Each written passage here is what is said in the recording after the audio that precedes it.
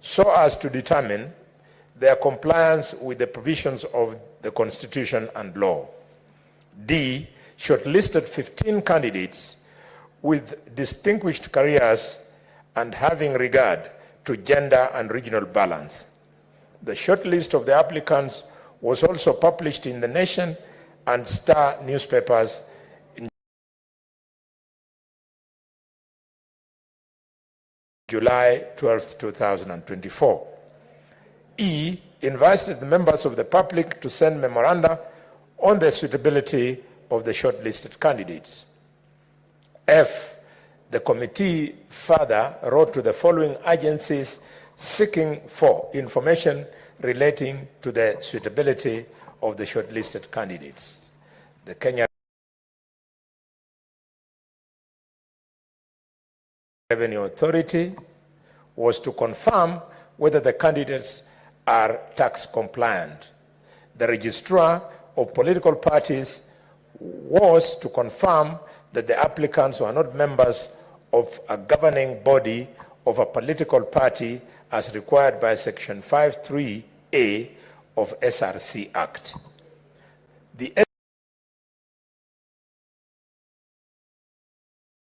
Ethics and Anti-Corruption Commission was to determine whether any ethics and integrity complaints or issues had been raised with respect to any of the applicants. The Higher Education Loans Board was to ascertain whether the shortlisted applicants are up to date on any loans advanced to them by the board. The Directorate of Criminal Investigations was to ascertain whether the shortlisted applicants have been adversely mentioned in any investigations that have been carried out. And the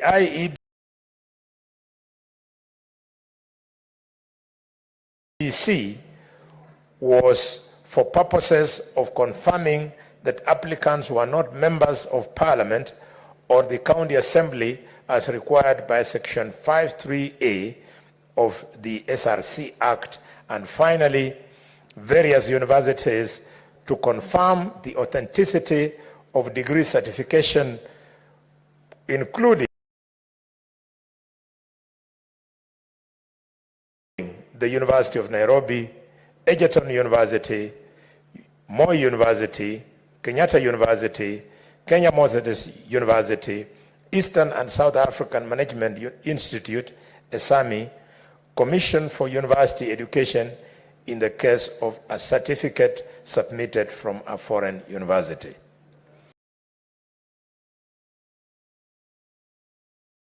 Mr. Speaker, sir, the committee also sought submissions from the Council of Governors and the County Assembly Forum. Indeed, the committee held a meeting with CAF where matters relating to representation of CAF at SRC were deliberated upon. Mr. Speaker, sir,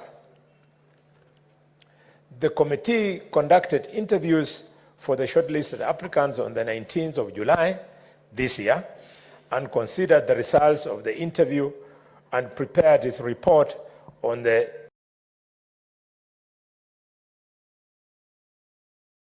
22nd of July this year, Mr. Speaker. The committee took note of the information obtained from various agencies during consideration of the report. Honorable Abdirahman Ali Hassan, who was shortlisted and interviewed, had the best score, but was dropped following a letter from the University of Nairobi dated 22nd of July 2024, referenced UON/AACEC/1/22/1, signed by Mr. Emmanuel Mumba,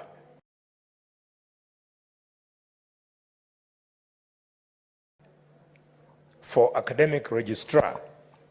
The university indicated that of the 5 candidates who had provided copies of degree certificates issued by the university, Honorable Abdi Rahman Ali Hassan's copy was not issued by the University of Nairobi and hence not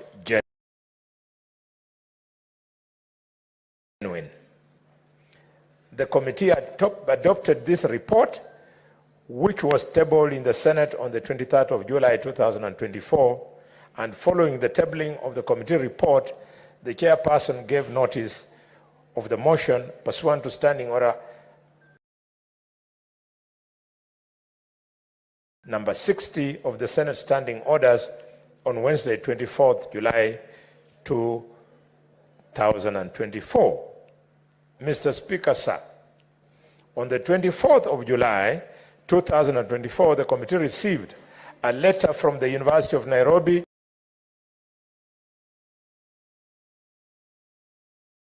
referenced UON/AA/CEEC/1/22/1, signed by Mr. Emmanuel Mumba for Registrar Academics, which indicated that Honorable Abdi Ali Hassan was indeed a student of the University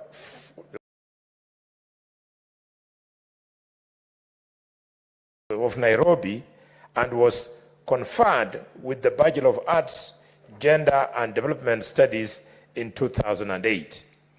This letter therefore contradicted an earlier one from the same university received on 22nd of July, indicating that the certificate submitted for verification by Honorable Abdirahman Ali Hassan was not genuine and that it was not issued by the University of Nairobi. Mr. Speaker, sir, at the sitting of the Senate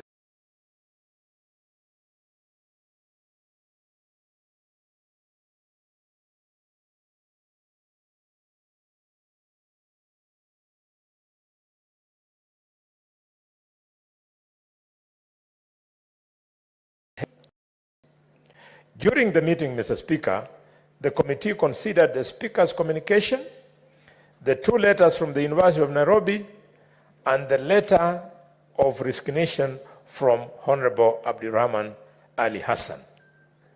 The committee then concluded that the applicant's letter withdrawing his own application from the position meant that there was no need to pursue the matter further, as the applicant was no longer under consideration whatsoever. Consequently, Mr. Speaker, the committee resolved to proceed with moving of the motion on the report as per notice that was issued on Wednesday, 24th July 2024, and request the Senate Business Committee to schedule and prioritize the matter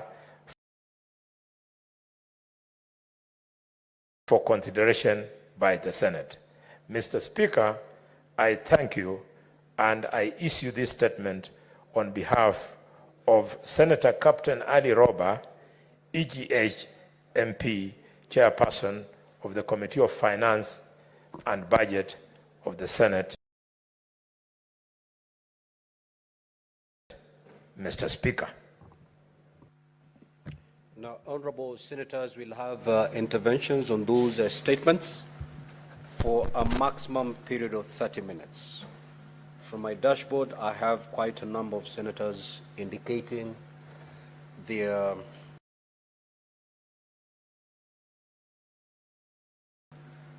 willingness to make intervention in this regard, and therefore we may have to limit the time each of us will speak.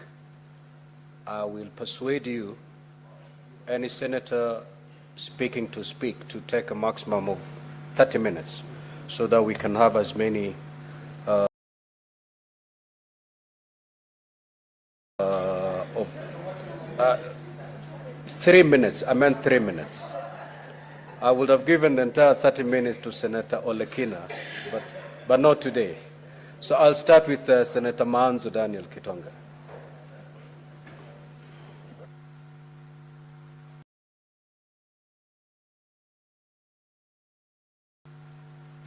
Yes, Senator Faki, certainly it cannot be a point of order. Chair, I can see my chair of the delegated. I don't know whether he's quoting or is... Senator Nyutu and more fire.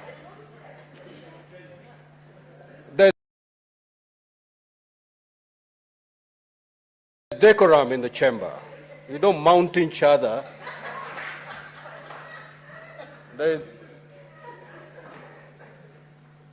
Those are justification why these seats are spaced out. Kindly maintain the distance. You may consult, but please, you don't have to lean on each other. Please don't do that, Senator Mofire and Senator Newton. You can hear him even where he is seated. He need not sit on your laps. Proceed, Senator Manzo. Thank you, Mr. Speaker. Mr. Speaker, I would like to comment on the statement of Senator Mishra. Mr. Speaker, it has been very difficult for many Kenyans who lose their certificates over the years to be able to recover one. And Mr. Speaker, when one has a valid reason as to why their certificate has been misplaced, it only serves right for it to be replaced as quickly as possible. At times it is needed for one to join university. At times it is needed, Mr. Speaker, for one to go for a job interview. And if it is made extremely difficult, then you have quite a number of young people losing opportunities, Mr. Speaker, they would have already gotten. Mr. Speaker, if it is possible to replace a serious document like an identity card or a passport, then it must be much easier, Mr. Speaker, to pick out the details of what I scored in Form 4 or in university or in college. It is easier to pick that. It should be on record and it should be processable, and it must be in documentation which can be traced. Definitely there must be a file for each person who went through NEC, and therefore it is just easy to get a copy and have that person going on with their lives, so long as, Mr. Speaker, there is an affidavit or there are good reasons advanced as to what happened to their certificate. So, Mr. Speaker, I really want to support that and say that it goes a long way to help many Kenyans from all over the world. Probably, Mr. Speaker, what NEC could do is to attach a fee to it, because it has an expense, you know, to replace a lost certificate, attach a fee to it, so that that fee can also discourage people from losing their documents, and so that they can also be careful with their documents. Otherwise, Mr. Speaker, if you make it difficult, then it disadvantages many young people, disorients them, makes them unhappy. We need a system, Mr. Speaker, which could serve Kenyans, so that they can feel that the country is there for their service, but not to make their lives difficult. I thank you, Mr. Speaker. I support. Before I call upon another senator to speak, allow me to make the following communication. Senator Boni, please take your seat. I would like to acknowledge the presence in the public gallery this afternoon, visiting teachers and students from Kabutiei Secondary School in Nandi County. The delegation comprises 4 teachers and 29 students who are in the Senate for a one-day academic exposition. Honorable Senators, in our usual tradition of receiving and welcoming visitors to Parliament, I extend a warm welcome to them, and on behalf of the Senate, on my own behalf, wish them a fruitful visit. I'll call upon the Senator for Nane to, under 1 minute, extend words of welcome. Proceed. Mr. Speaker, as you do that, proceed to take your 3 minutes. Okay, thank you, Mr. Speaker. Mr. Speaker, I want to welcome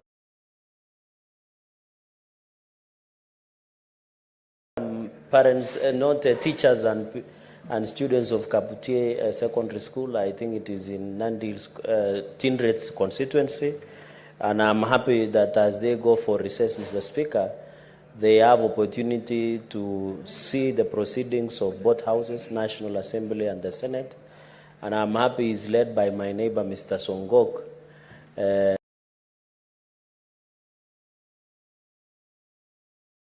who is the principal of the school, and it is good to see them. I hope they can learn another teachers as much as they can. Mr. Speaker, and I hope they will learn as much as they.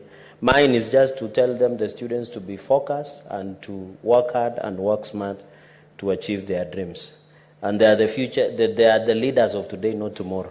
Mr. Speaker, in quick succession of my time, so that they can also benefit from my Solomonic presentation, is that, Mr. Speaker, I want to join in the statement and the replacement of lost academic items, Mr. Speaker. I disagree with Senator Manzo. Mr. Speaker, this is a public document. It should be free.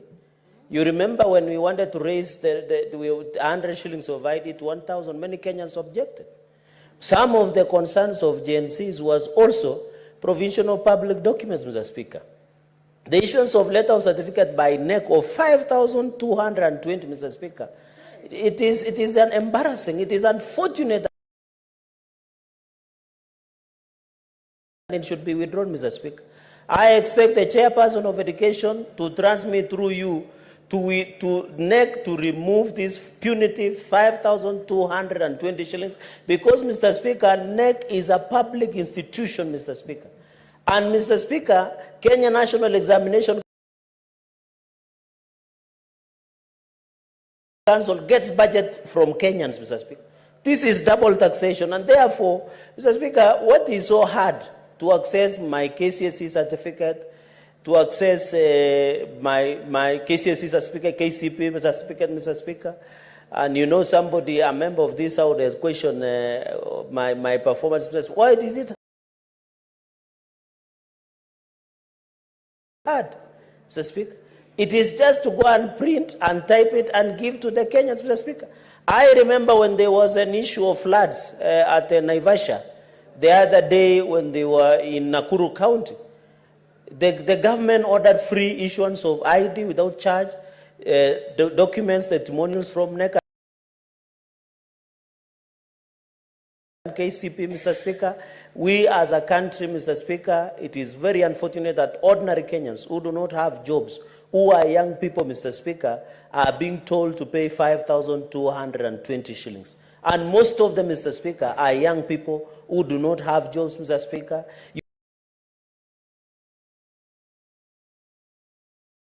You know there are fires, Mr. Speaker. Some have triangles, Mr. Speaker, where somebody anakula fare, they come and ban you, Mr. Speaker.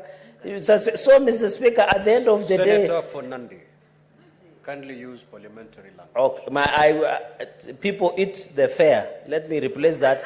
And sometimes, Mr. Speaker, even in matrimonial issues,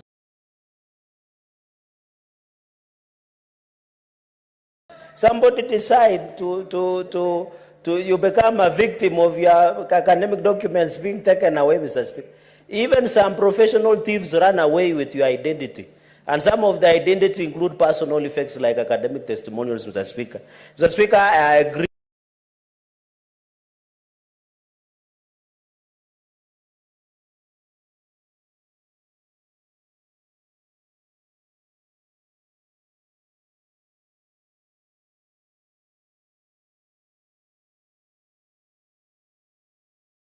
And you already have that data. Nothing has changed. So the best thing you can do is to make sure that at least you meet us halfway. I have no objection with you charging 200 shillings, but literally asking for 5,200, it doesn't make sense. I know it costs money for someone to sit there and process the documentation, but once you carry out the digitization process, it makes it easy. One of the other reasons why I'm persuaded that this is something which can be done at a very cost-effective manner is that when you go through the process of NEC, they require you to keep on sending SMSs every now and then for you to follow through to find out whether the process has been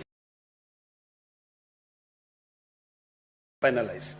So instead of them collecting money through telcos, and also collecting the 5,200, why don't they just reduce it to 200 shillings? You don't have to go to their office. They don't require you to go to their office. They say in their website, you do not need to come to our office. So why do I need to pay you 5,200 shillings to access my certificates online? Come on, we are in the age of digital technology. Let us go digital, and we change life for our Kenyans. Thank you, Mr. Speaker. Senator Mungatana.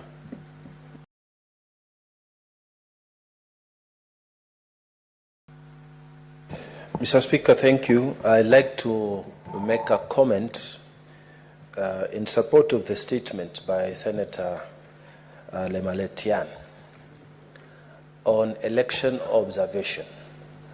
Mr. Speaker, I want to take this opportunity to congratulate the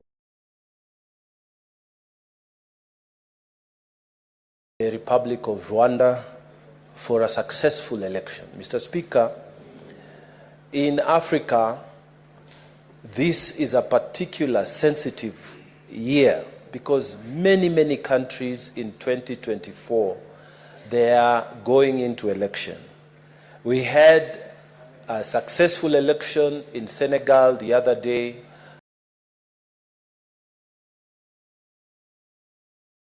Where the opposition took over power.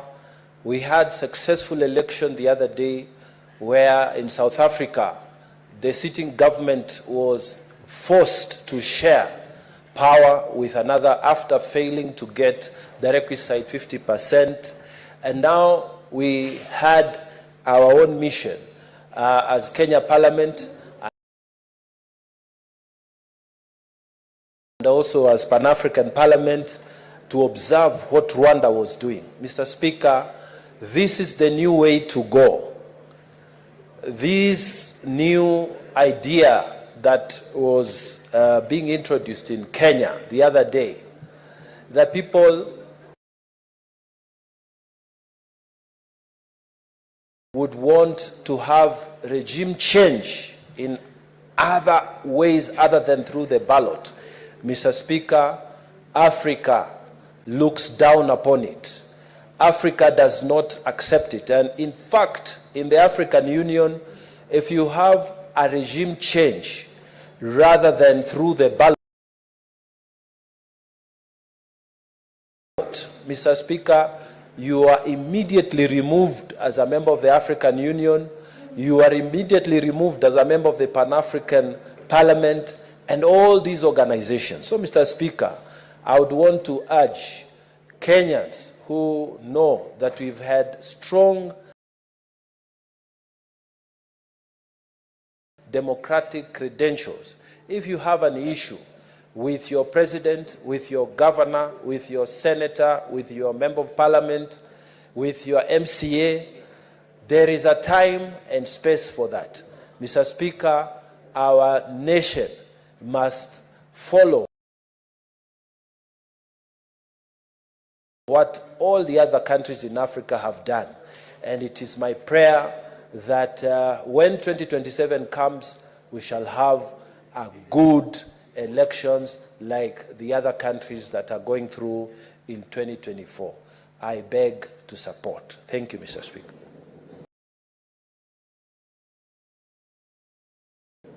Senator Chris Tolasige.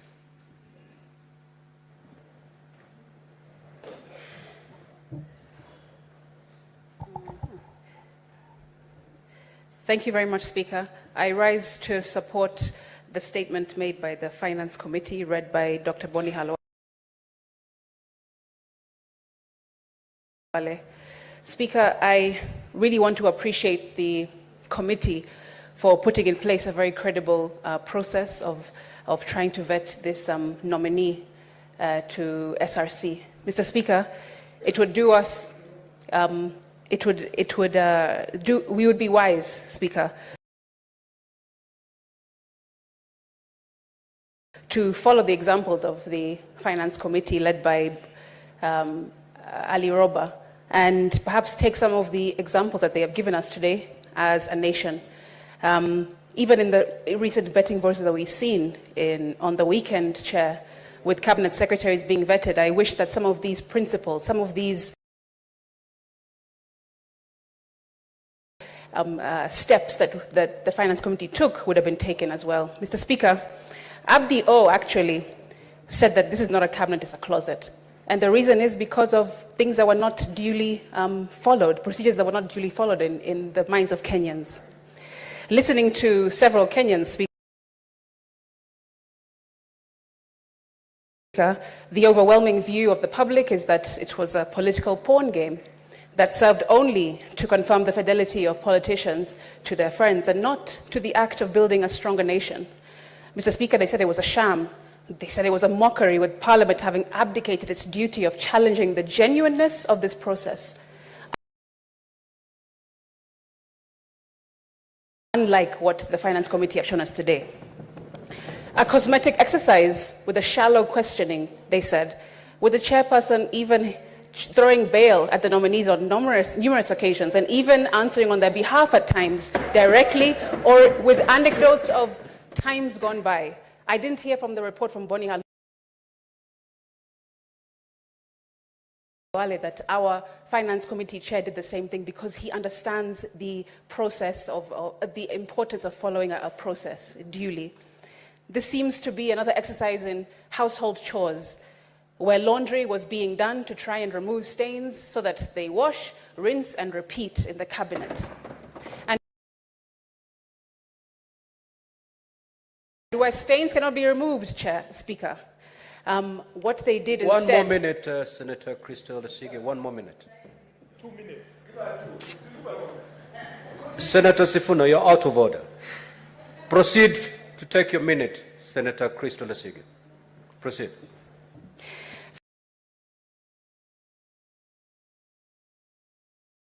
Speaker, I was saying that people had been poured into the mix of dirty water to act as bleach and turn into the most soiled areas to appear as white as snow in the previously seen vetting of the cabinet secretaries. And it's unfortunate.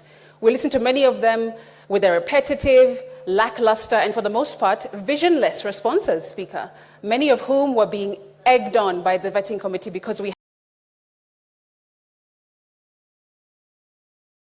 heard by their own submission that all good old friends. And that is wrong, Mr. Speaker. And that is something that the Finance Committee have shown us is unacceptable for them and for the Senate. And I appreciate for that from them, Speaker. The vetting committee and the cabinet, for the cabinet nominees, unfortunately, Speaker, show that they were just friends who were exchanging seats, musical chairs, because they've known each other for 10 and 20 and 30 years. Frankly, Speaker, it was more exciting waiting for water to boil in my house.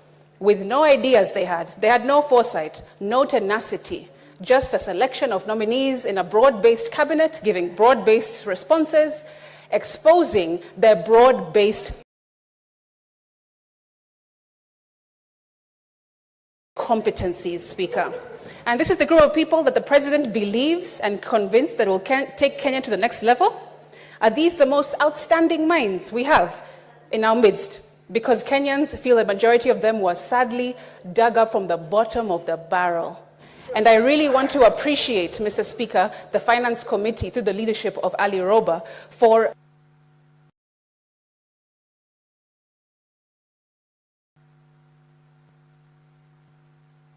Senator Joe Newton.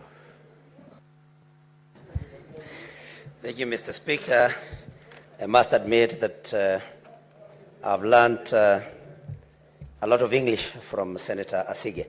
Mr. Speaker, I raised To support the statement by Senator Miraj Abdullahi on replacement of lost academic certificates by NEC, Mr. Speaker, and I want to say that Senator Miraj could not have brought a better statement and at a better time like this, Mr. Speaker, because like those that have spoken before me have said, Mr. Speaker, NEC has all the data of every other candidate that ever sat a NEC exam, Mr. Speaker. And so it should not be a big deal replacing a lost certificate. In any case, if there were problems with making these replacements, Mr. Speaker, they should just make a new certificate and stamp it replacement. It should not be a tedious process, Mr. Speaker, because all the information is there, and as Senator Aledama has said, they should be able to digitize the processes at NEC, Mr. Speaker. Mr. Speaker, the other thing that caught my eye was the need to travel to Nairobi to verify registration details with the Registrar of Persons. Mr. Speaker, the Registrar of Persons is an office that has branches in all counties and all sub-counties, Mr. Speaker.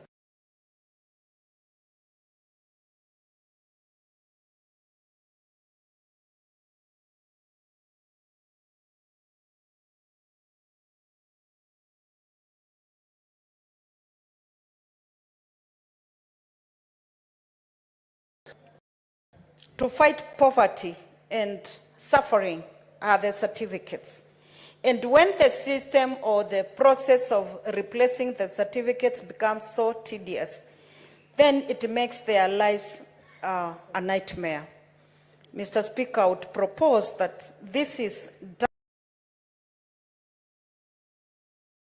done seamlessly, and the ministry and the NEC should have a system that makes replacement of lost certificates seamless, and that will make Kenyans enjoy the hard fruits of education.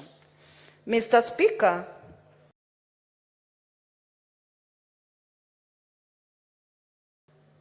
if possible, I would suggest replacement of these certificates to be free. Because most of the instances, as I have already mentioned, what makes people lose their certificates are accidents. And people may not prepare for accidents. As they say, Mr. Speaker, in Kiswahili, anjali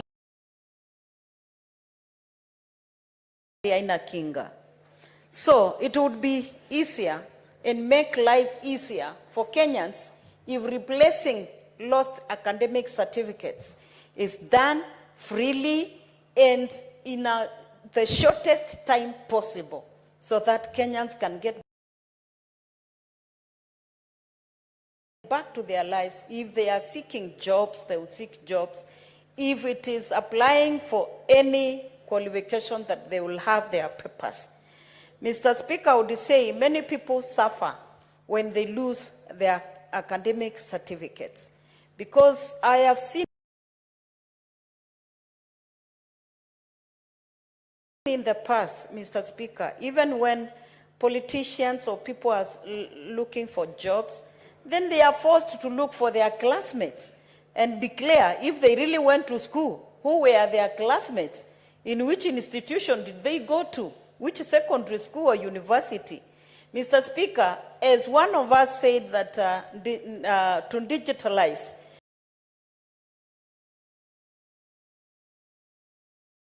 this process would be the way to go. Then if this happens, we will not. Senator Chute. Thank you very much, Honorable Speaker. Allow me to add my voice on the petition by Senator Miraj Abdullahi.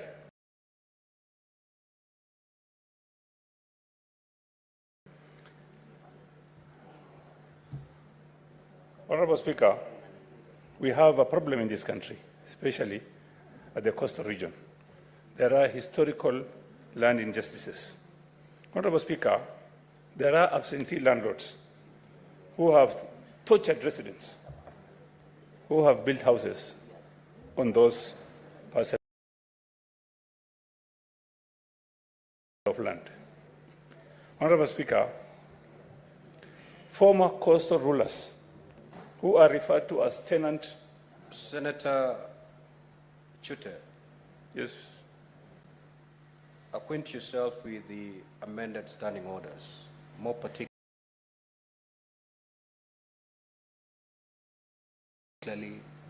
on the petitions. We amended our standing orders to immediately the petition is committed, no comments should ensue, and that senators will have an opportunity to comment on the report as tabled by the committee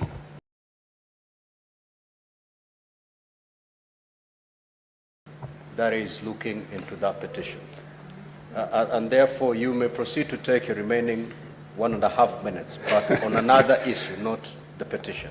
Honorable Because if Speaker, you proceed that way, then I'll rule you out. let me request my 3 minutes starting from now, Honorable Speaker, because I'm getting into a new subject now.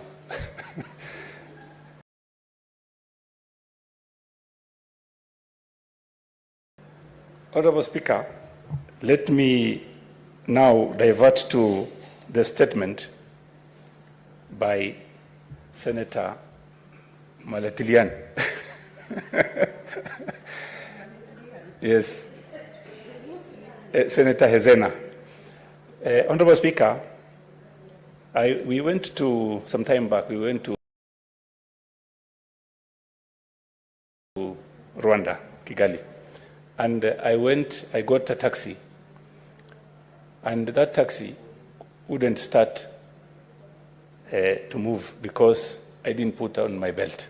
He told me I have to put my belt on.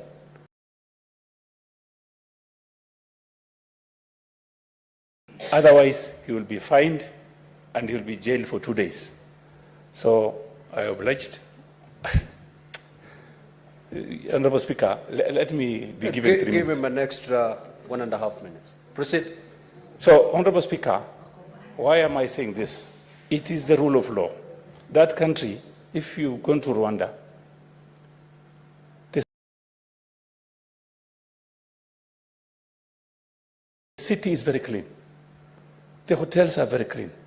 And if you ask anybody in Rwanda, are you a Tutsi or a Hutu? He will tell you, no, I'm a Rwandan, Honorable Speaker. And if you look at the election they held, it's credible. Somebody who was there from Marsabit told me he went there and people are voting almost 100% for that president. And the reason being is the issue of tribalism and clanism is completely eliminated. Honorable Speaker, I also want to thank the observers who went from Kenya to observe the election in Rwanda. Honorable Speaker, I wish and hope this country would look at what the president in Rwanda, President Kagame, is doing. And I want to congratulate him and thank him for the development which is in Rwanda today, Honorable Speaker. I think we need to have our politicians travel to Rwanda frequently and see what is happening in that country. Honorable Speaker, after, you remember they had 1994 clashes in Rwanda. So many people died. But if you go to that country today, you won't know there was that problem in 1994. The problem we are facing today in this country, Honorable Speaker, I think we need to learn from President Kagame. Look at corruption. If you look at the statistics, corruption in Rwanda is almost zero. Ethiopia is about maybe 10%.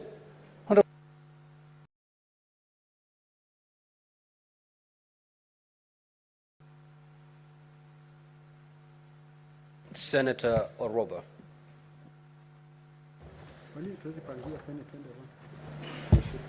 Thank you, Mr. Speaker. I rise to support the request for statement by Senator Miraj on the issue of the NEC certificates.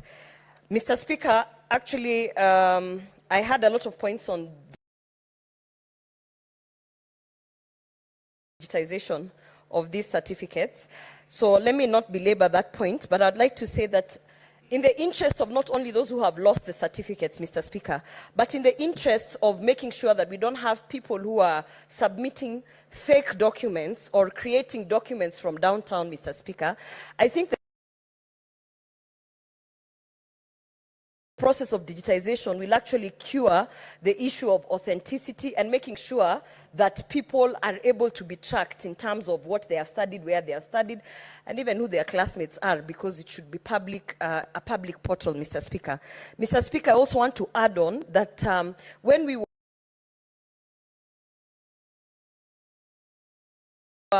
digitizing our title deeds, if you ask for a report, and maybe I hope the Committee on Lands can ask for a report on how many data entry people were employed during digitization of the title deeds, Mr. Speaker. This is also a source of employment. This is actually an intentional source of employment for young people, because if we have to make sure that we are digitizing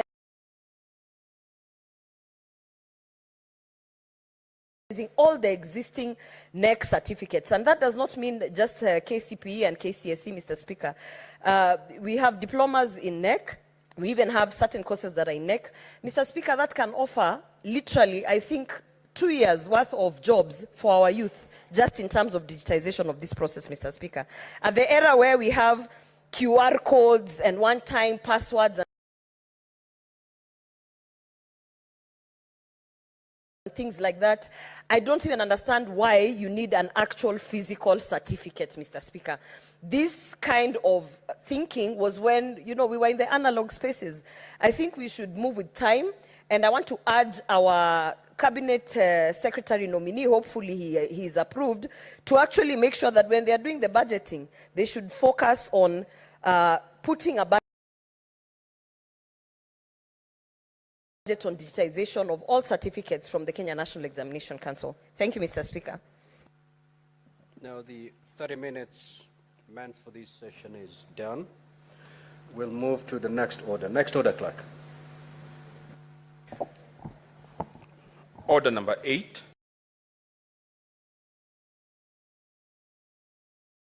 The Creative Economy Support Bill, Senate Bills number 30 of 2024.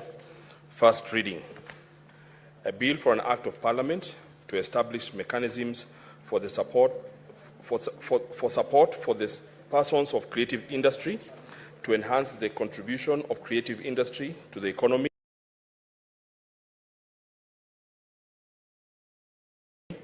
to establish the creative fund, and for connected purposes. Order number 9. Order number 9. The Livestock Protection and Sustainability Bill, Senate Bills number 32 of 2024, first reading.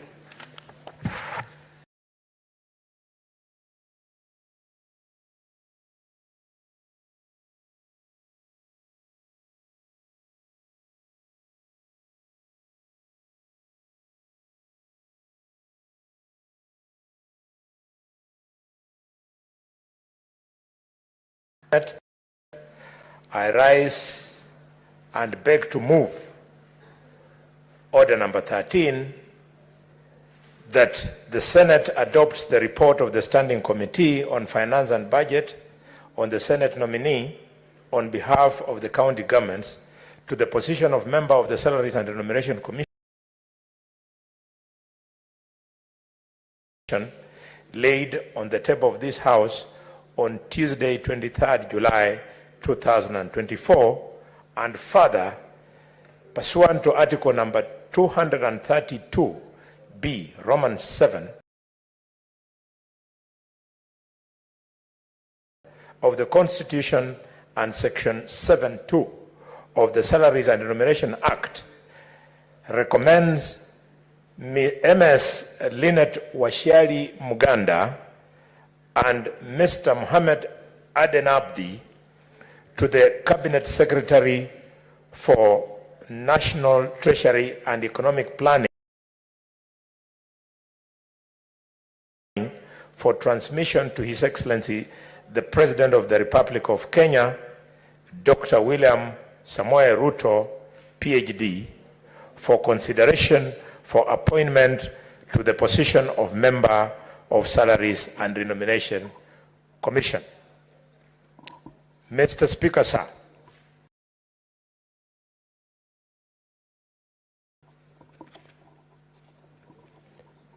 Following the conclusion of the interview process, my committee retreated on the 22nd of July 2024 to consider interview results of and prepare the report. Mr. Speaker, in accordance with CRC Act, the committee is required to propose names of 2 persons so qualified who are of the opposite gender for consideration. Therefore, Mr. Speaker, the committee, having considered the results, resolved to recommend Lynette Washiali Muganda, a female of ID number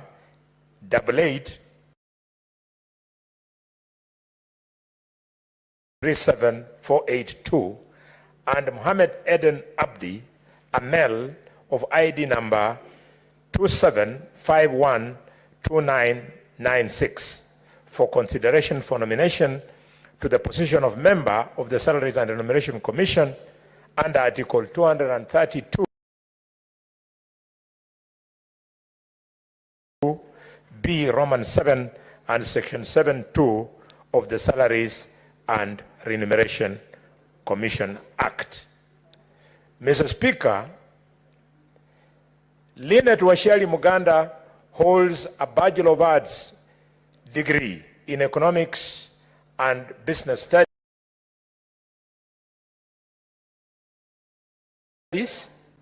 She also holds a Master's of Business Administration, both awarded by the University of Kenyatta. Ms. Muganda has a wide experience in human resource management, having served as Deputy Director, Human Capital in Kenya Wildlife for 8 years,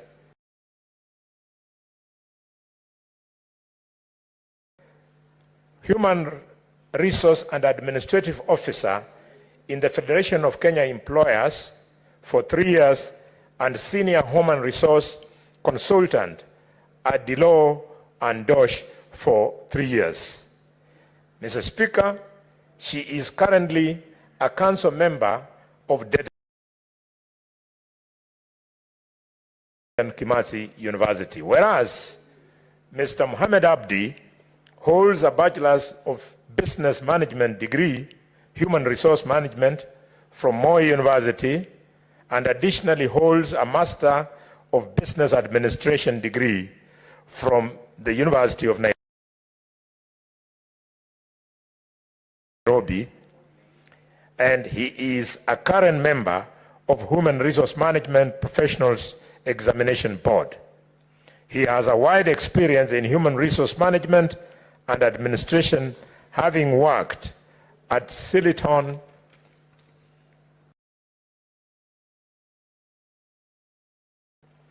Telmec Limited as HR Administration Officer, and he is currently working at Rightways Consulting Limited as a director, where he has served, Mr. Speaker, for the last 9 years.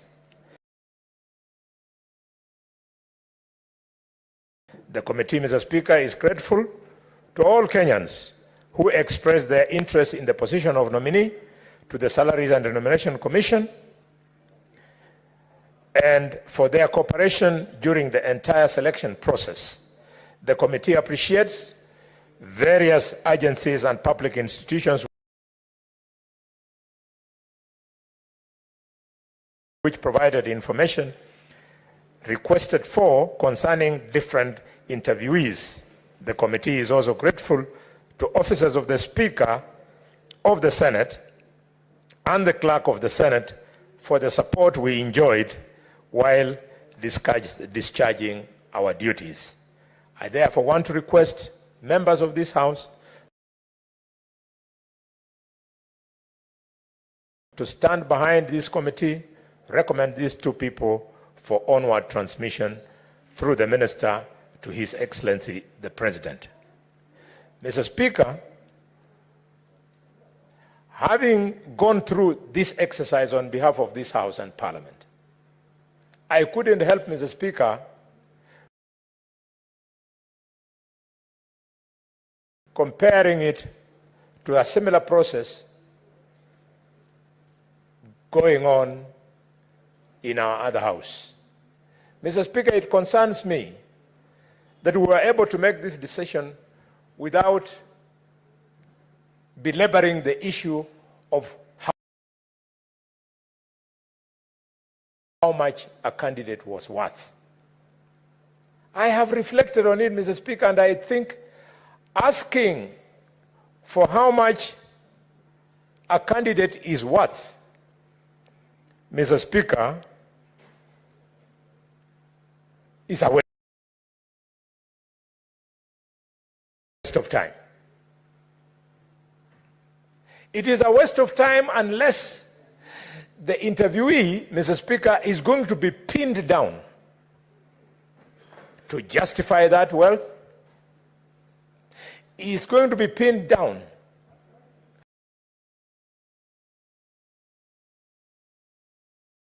to submit tax returns. Mr. Speaker, is going to be pinned down to how he applies that wealth. It is a waste of time, Mr. Speaker, if there is no threshold that you are speaking to. For all that Kenyans care, it looks like for you to become a minister, you must be a millionaire. Who said? I even saw, Mr. Speaker, one of the interviewees struggling to look like she's rich by saying that, you know, I have this much and my husband also has this much, and therefore, because we have brought it together, now we have this many millions, we are therefore rich enough to be. Who told people that the ministers of Kenya must be rich people? Who told them? This waste of time of asking for how much people have without following it up with intelligent interrogation is a waste of time. It must be dropped. I therefore want to commend my committee members for making this good decision. I can see I'm being asked to read the motion. I'd already read it at the beginning. But Daniel, why are you insisting? I'm an old dog. Senator Boni. I know the ropes. Yes. Senator Boni, whom Yes. are you addressing? I am addressing the clerks at the desk. You know you don't do that. Oh, through you, Mr. Speaker. No, you're not doing it through me. You went straight to them, and that's wrong. You're out of order. Mr. Speaker, sir, through you, I've been requested. Can you move the motion? Yes. Remember, last time you did not move this motion. You came up with a preliminary issue, which I ruled on. Yes.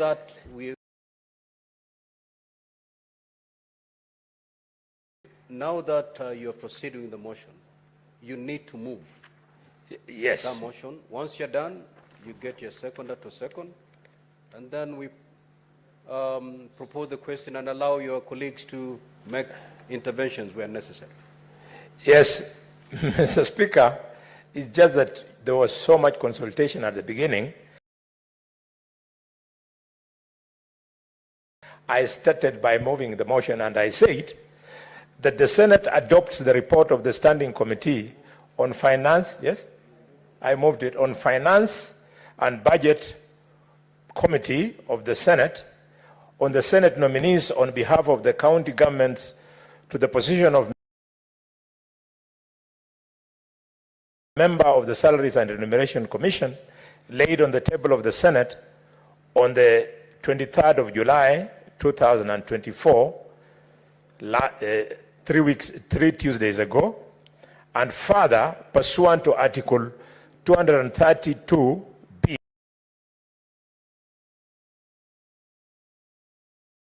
Roman 7 of the Constitution and Section 7.2 of the Salaries and Remuneration Commission Act, recommends Ms. Lynette Washiali Muganda and Mr. Mohamed Aden Abdi to the Cabinet Secretary for National Treasury and Planning for transmission to His Excellency the President for consideration for appointment to the position of member of the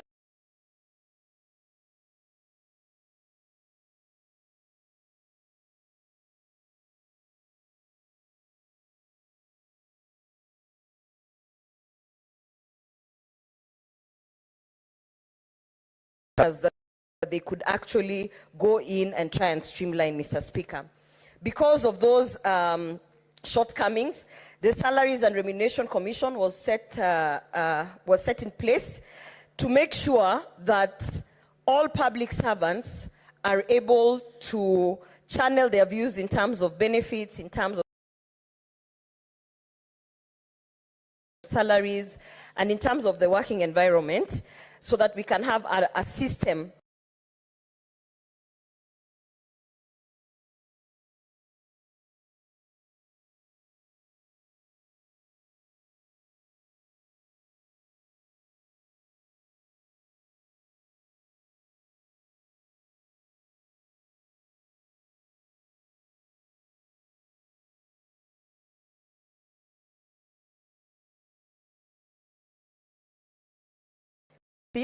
and hence the direction that the Finance Committee has taken, Mr. Speaker.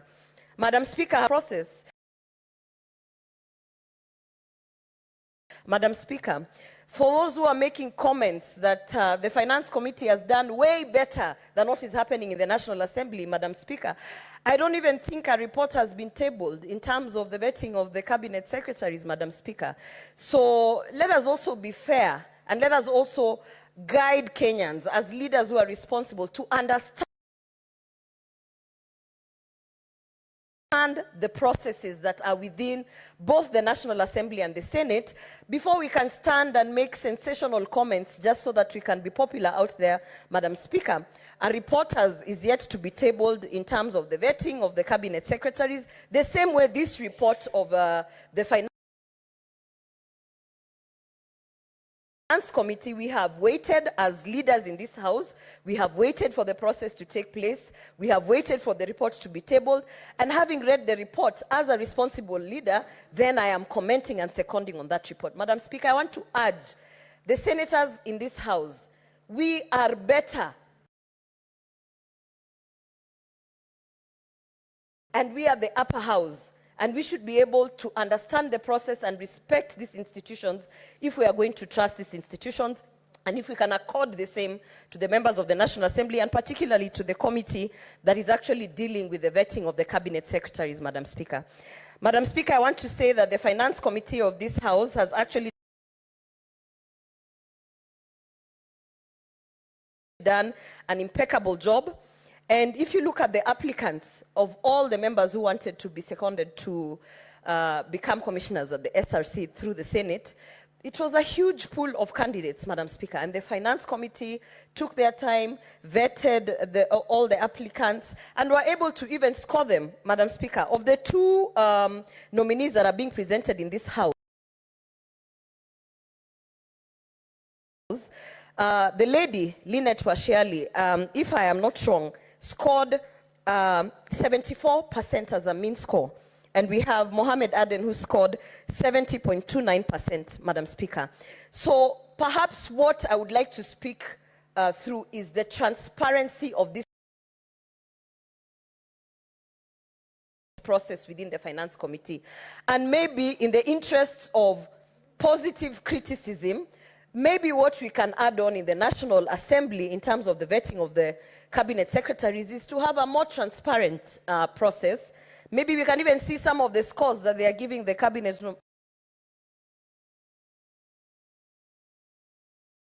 nominees, so that we can be able to say that indeed this person either performed poorly or did not perform at all, as we have seen with the nominees of this Finance Committee. Madam Speaker, I also want to speak to the fact that as we are sending these two nominees to represent and ensure that we protect the interests of the counties in the SRC Commission, Madam Speaker, I think it's important that a lot of sensitization is done in terms of what is the mandate of this commission. People associate the SRC Commission with benefits, and particularly benefits of legislators or members of parliament, Madam Speaker. Madam Speaker, it is imperative that perhaps in their working operating procedures, because they have committees within SRC that works on different mandates, Madam Speaker. I think Kenyans should also understand that it's the same SRC that has a structured system to send a representative to deal with the issue of the wage bill, Madam Speaker, to also deal with the issue of the legal and the policy frameworks, as well as the job evaluation and the salary structures that we have, not only within the National Assembly and the Senate, but also in public service and all other sectors, down to the devolved institutions that we have, Madam Speaker. Madam Speaker, I want to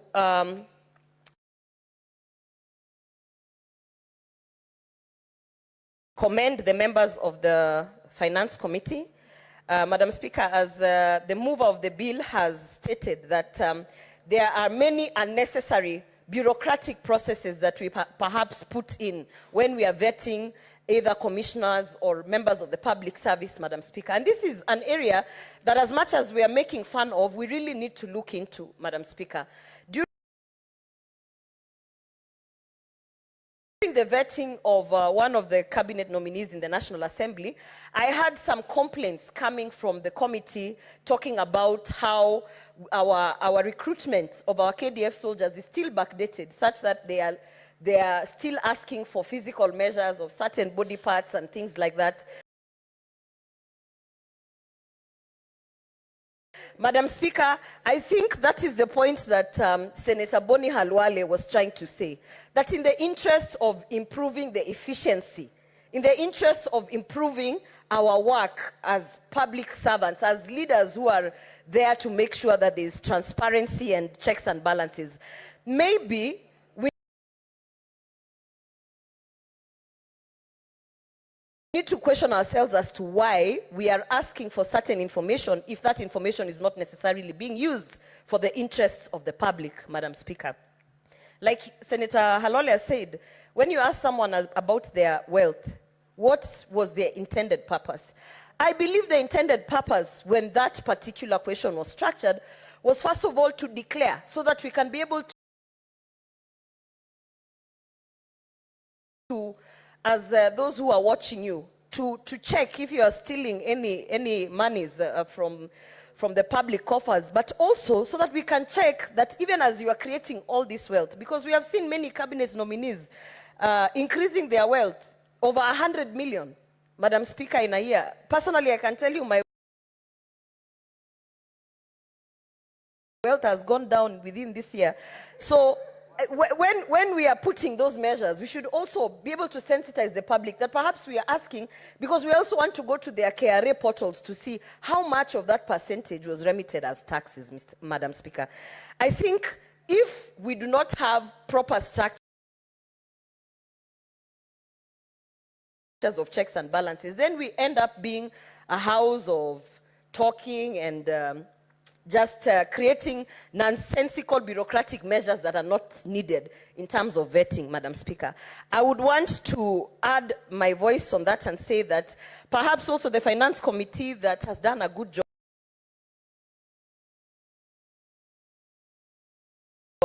maybe when it comes to issues of vetting and deciding which nominee they are going to put in a commission, why didn't we have that televised, Madam Speaker? Why didn't we have that so that we could follow, so that we could have listened to our nominees, Lynette and Mohammed? We would have been able to understand how the committee actually decided on these two people. So maybe a lesson for the Finance Committee is,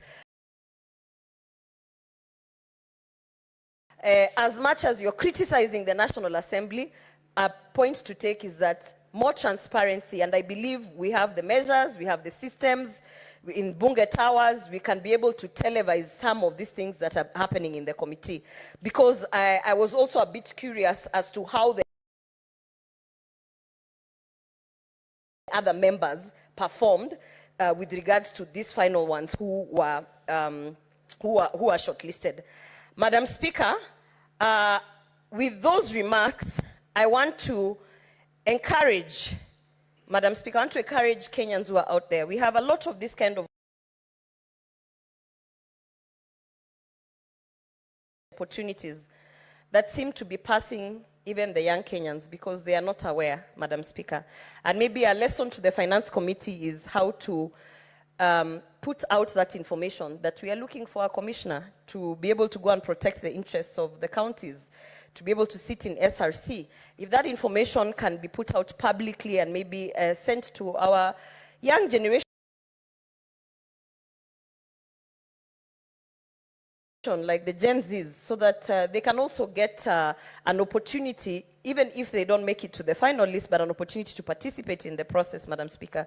If you look at the age of the nominees, you will see that both are senior citizens. And I say this in jest because we need to get to a point where we are having more youth participating and being able to come to the table where the decisions are being made. Madam Speaker, in the interest of time, I want to conclude, but before I conclude, I want to say that since we have seen, and I don't know whether this will be taken as a recommendation, but since we have seen that the systems of Senate, that the committees of Senate are actually very effective and efficient, Madam Speaker, perhaps this is an opportune time to have a conversation as to why the Senate is not involved in vetting cabinet secretaries or all other nominees that are sent to the National Assembly. And if it is because it is pegged on a standing order or the Constitution, Madam Speaker, that is why we are here as legislators. I believe that this House can add good inputs in terms of vetting. As you can see, the Finance Committee has proven again and again that we are good at this and our processes are transparent. And I believe that some of us also, Madam Speaker, would be able to pose certain questions. Madam Speaker, you know, on Sunday I was listening to the nominee, Cabinet Secretary nominee of gender, Madam Speaker, and I asked myself, maybe it was an issue of lack of preparedness, maybe it was an issue of mismatch in terms of what she was told to prepare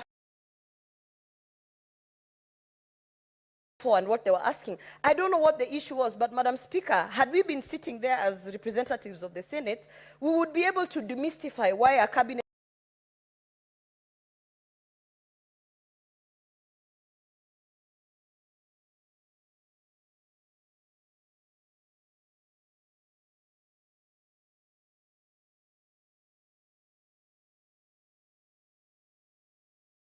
engage in how maybe we can better our processes by referencing the current ongoings in the National Assembly. Madam Speaker, if I am out of order, I withdraw. Gloria, maybe what I would guide you is that since the process is ongoing and we would not want to put the cart before the horse, I believe the report is not yet done.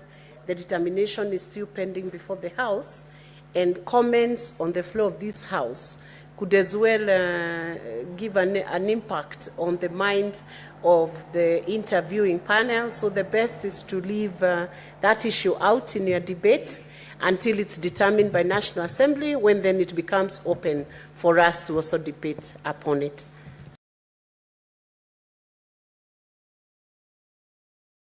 So please be guided accordingly, and for the time being, you can withdraw it. Thank you, Madam Speaker. I definitely do hope that the comments I have made will impact the committee. However, I withdraw. We do not want those comments. Just to clarify, these comments should not be the ones that are guiding that committee. That house is independent and should objectively make its own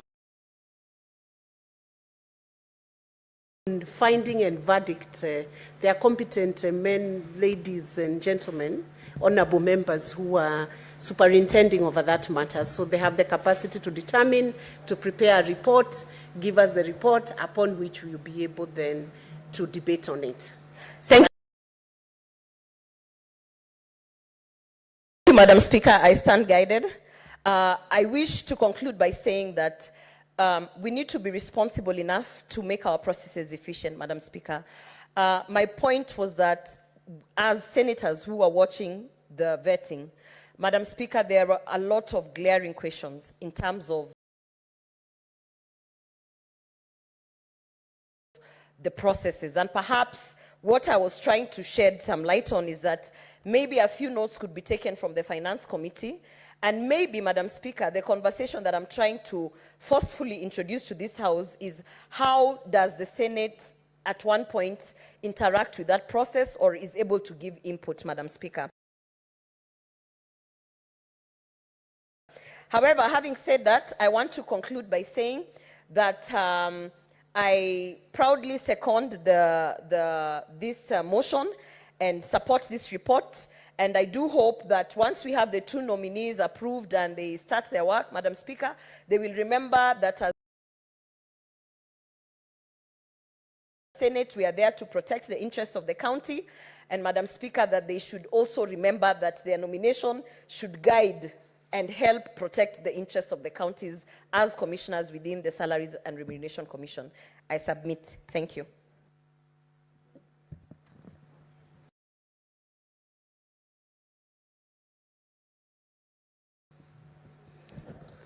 Honorable Senators, I propose the question that Senate adopts the report of the Standing Committee on Finance and Budget on the Senate nominees on behalf of the county governments to the position of the member of Salaries and Remuneration Commission laid on the table of the Senate on Tuesday, 23rd July 2024, and further pursuant to Article 232(b)(7) of the Constitution and Section 7(2) of the Salaries and Remuneration Commission Act, recommends Ms. Lynette Washiali Muganda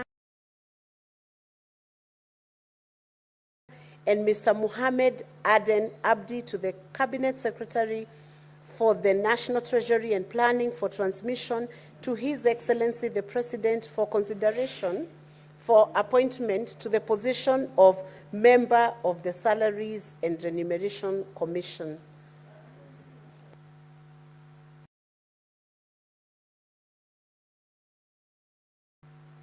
Honorable Senators, the motion is open for debate, and I will ask Senator Cherari K. Samson Kiprotich to take the floor.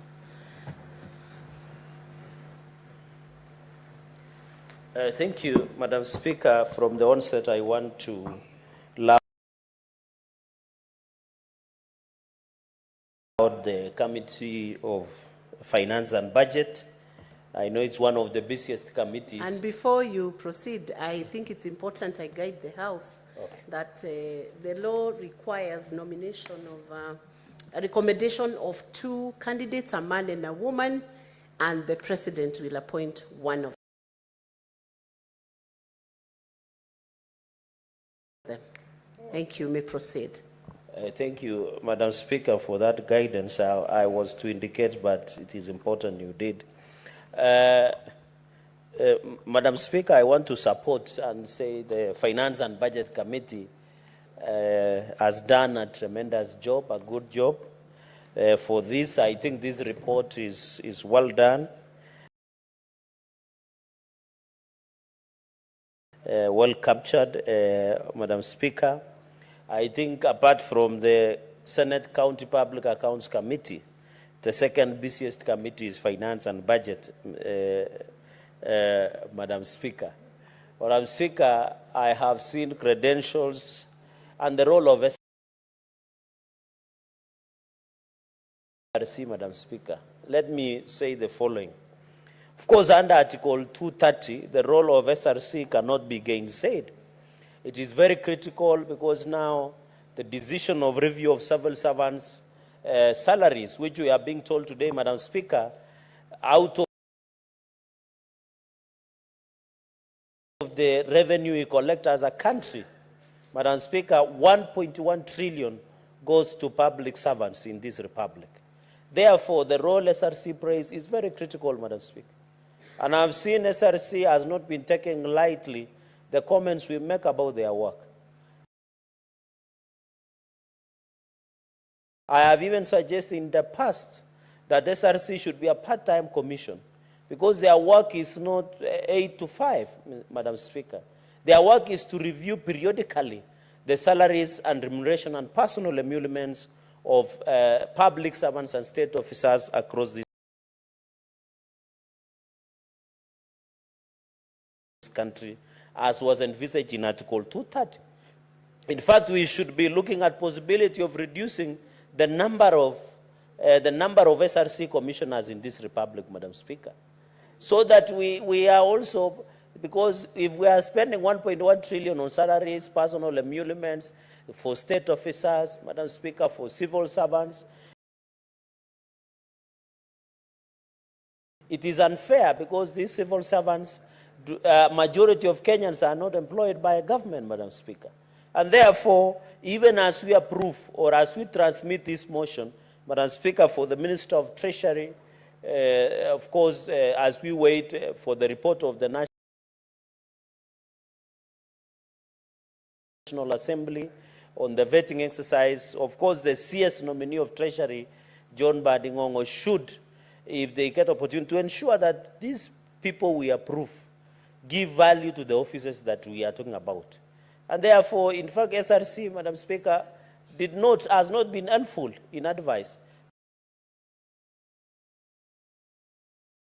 By the way, if the reading, Madam Speaker, and you are a very senior lawyer in this republic, Madam Speaker, and Secretary General Emeritus, who ensured that you midwife the current government, Madam Speaker, it cannot be gainsaid. The work of SRC is to advise. I don't know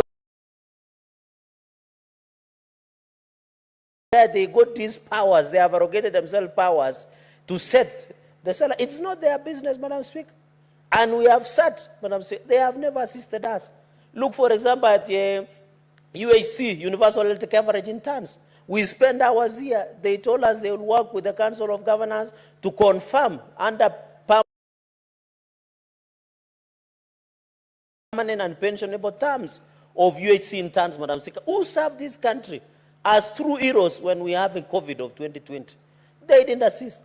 We have had push and pull over the issue of members of County Assembly, the MCS, Madam Speaker, their personal emoluments, their welfare. Madam Speaker, but they have done nothing to ensure, Madam Speaker. And you know, under the labor laws, the law does not allow anybody to have their salary cut. It is never practiced anywhere in the world, Madam Speaker. We have told them, Madam Speaker, can you advise the country on the issue of welfare of members of County Assembly, Madam Speaker? We have insisted, we have sat through the AMCA, Madam Speaker. SRC has been no show. We have sat with the CAF, Madam Speaker. We have even, you remember, the intern doctors that demonstrated for the longest time possible. SRC could not advise the country, Madam. It is their domain to give a practical, implementable with the current, Madam. You saw the embarrassment that they wanted to put members of, and I suspect SRC was part of the people who are inciting Gen Z in this republic, Madam. Because when there were protests in these countries, SRC went and issued a circular of increasing salaries of members of parliament and other state officers. If we had not rejected, Madam Speaker, tungesalamiwa with these agencies. They have embarrassed us. It means they are not having their work cut out. They don't follow what they should be doing as SRC, Madam Speaker. It was embarrassing. They embarrassed the presidency. They embarrassed the state officers, members of parliament. When the country is going through hard economic times, Madam Speaker, why would you want to increase the salary? And it embarrasses us, Madam. In fact, I propose that through your office and through the head of public service, SRC must give us unreservedly apology to the country of the Kenya and state officers for putting us into embarrassment and setting us against coalition cause with the great people of Kenya, Madam Speaker.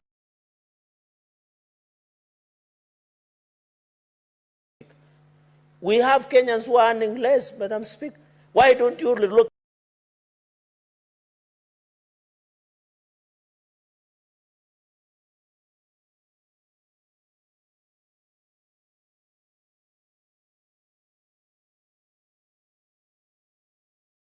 officers and county commander and county security team are sitting while young people, criminals hired by the governor, are walking around with the djembe sticks, harassing young men and women, pregnant mothers, the disabled in Kapsabet town in a clear, broad daylight, Madam Speaker.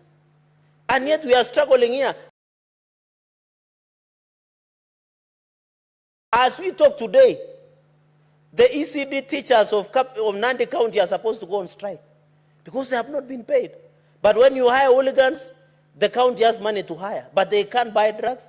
They can't pay ECD teachers very well, Madam Speaker. The roads are impassable in Nandi as we talk, Madam Speaker. So, Madam Speaker, as a house, and I'll be bringing a comprehensive statement to have the Inspector General of Police. We are doing what we call in quotes bad manners in this country, Madam Speaker. Because if you are allowing criminals to walk around with djembe sticks, with crude weapons, in a big town like Kapsabet, Madam Speaker, what are you selling that rest of the country, Madam Speaker? I will be challenging, Madam Speaker, and therefore, we must agree that even as we approve, we pass anything, Madam Speaker, in this house, we must ensure, Madam Speaker, we speak truth to the power. And governors should understand that they don't exist, they don't have powers that they can overrun the police, Madam Speaker, that they can overrun the security apparatus. Unless you are telling the country you no longer trust, Madam Speaker, under Article 37, the right to picket and demonstrate. You saw there were national protests. I didn't hear the president directing or taking people to street to counter demonstrate. In fact, the president said, let people demonstrate and be given security as per Article 37 and 38.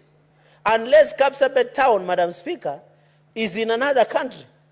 But if it is in the country that is Kenya, just like Kilifi, just like Mombasa, just like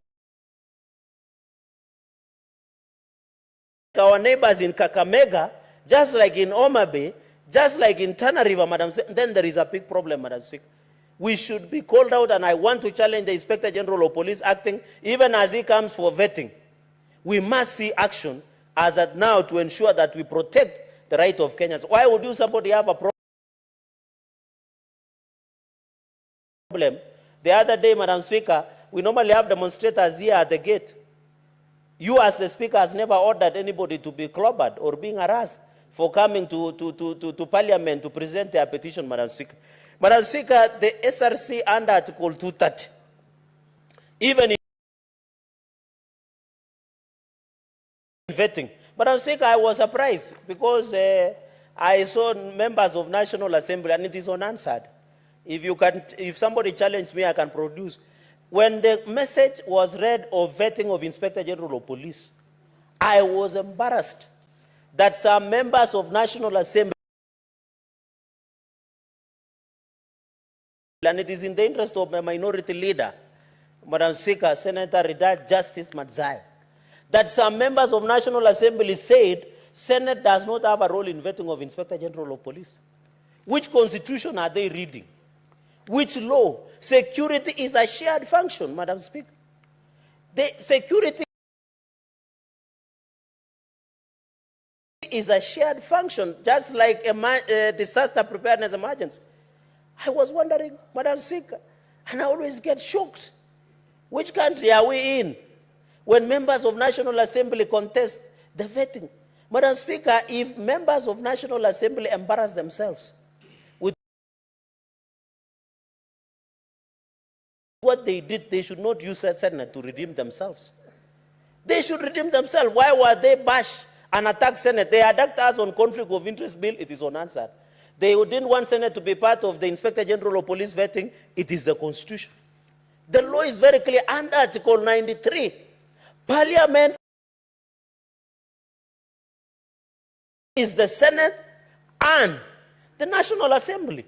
Security is a shared function. You cannot say, and that is why we fought in this parliament, and I know people who have stayed longer like Senator Manzai and Senator Kalwale will tell you, we wanted even governors to sit in County Security Committee. Because if a problem occurs today, you will need that governor to be part of security restoration within that county or within that constituency, Madam. We fought for long. So it was embarrassing. Even senior House leaders, like my majority whip, Silvana Sosoro, I thought they should not bear, Madam Speaker, and the answer can bear me witness. And that is why, Madam Speaker, in conclusion, when I saw even vetting of CSS, I know the report is being written, Madam Speaker, but we can make general observations because it was an open process, Madam Speaker.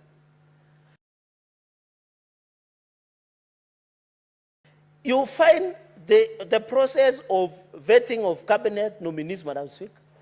Even the chair was talking more than the nominees and making just comments, Madam Speaker, and making funny comments. How do you tell a nominee, don't bring your bedroom matters before this committee? Is that even a valid question to ask? Instead of asking how many taxes you are paid for this country, what is your ability, what is your competence? Madam Speaker, I'm impressed by a number of nominees. One person who impressed me is former Governor of Mombasa, Ali Hassan Joho. Despite getting a D-, he is having 2 masters and is going for PhD. Which inspiration do you want? That inspiration is the best. It means in life you must work hard. So from that vetting, at least the young people who do not perform well, people who went to Kumbaru, Madam Speaker. I know Senator Kalwala has not been having kind words towards me, but the inspiration of Governor Ali Hassan Joho, the nominee of mining and blue economy, Madam Speaker, even shocked the country with the grasp of Queen's language, with that clear thought process, Madam Speaker. I think that was the observation, Madam Speaker. Another nominee that impressed me was the former MP of Garissa Town, Aden Duale, Madam Speaker. I was happy with his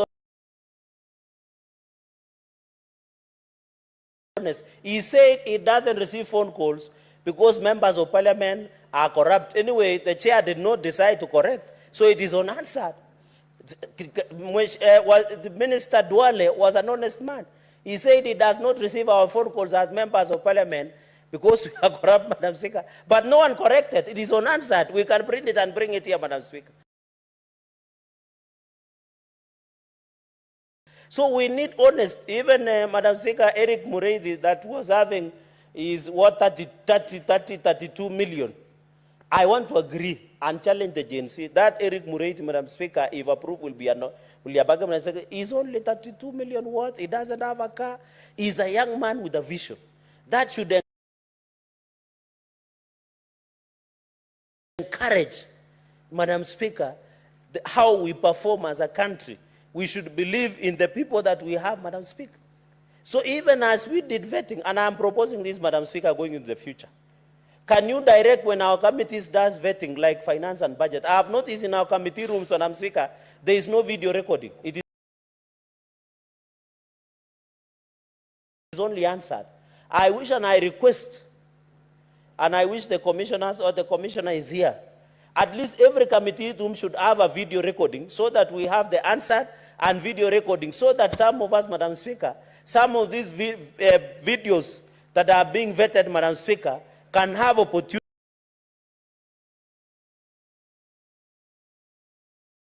to be able to go through, Madam Speaker. So the exercise that has been carried, we hope when the report will be tabled, I think, Madam Speaker, going into the future, let us ensure the track record, the capacity and ability, Madam Speaker, goes into the future, Madam Speaker. So we believe the vetting that was being done, and I want to request, Madam Speaker, I don't know how your office will look. I want to request, the way we saw vetting in National Assembly with cabinet nominees, I don't know, we should have structured questions to be used in vetting, like the way the Finance and Budget Committee, Senator Kalwale is here, should tell us what would happen, Madam Speaker. Because the questions that were being asked, Madam Speaker, some are embarrassing, some were supposed to juxtapose, Madam Speaker. Let us ensure, even as we wait for the report, and I hope we'll get the report from the National Assembly when they table it on Wednesday or Thursday, Madam Speaker. That report, we should get it and ensure that it comes to place. Of course, Madam Speaker, I wouldn't have comments on nominee of sports, because that is transferring incompetence from roads to sports, Madam Speaker. Madam Speaker, going into the future, we must agree under Article 230 on SRC that let us approve. Senator Cherargei, I had given a direction regarding commenting on a process which has not been completed by the other House. I gave that direction to Senator Gloria, and it should have clearly informed your debate. It seems not to have been informed by that, and I now guide you not to touch that process Madam until Speaker, it's determined, yes, and a report done by the other House. Because the integrity of that House is equally protected as the integrity, the process they are doing is equally protected, just like the processes being done by this House. So please withdraw that. Madam Speaker, there is what we call fair comment in a fair administration process, and I'm just making a general comment. I have not mentioned anybody's name, unless you know that person. Have I? I have not. The nominee is clearly known, Senator Cherargei. Madam Speaker, I think the standing orders... Every member would take judicial notice of who the nominee in respect of the Ministry of Sport is. So it is safest to do what Senator Gloria did, leave that process until it bakes.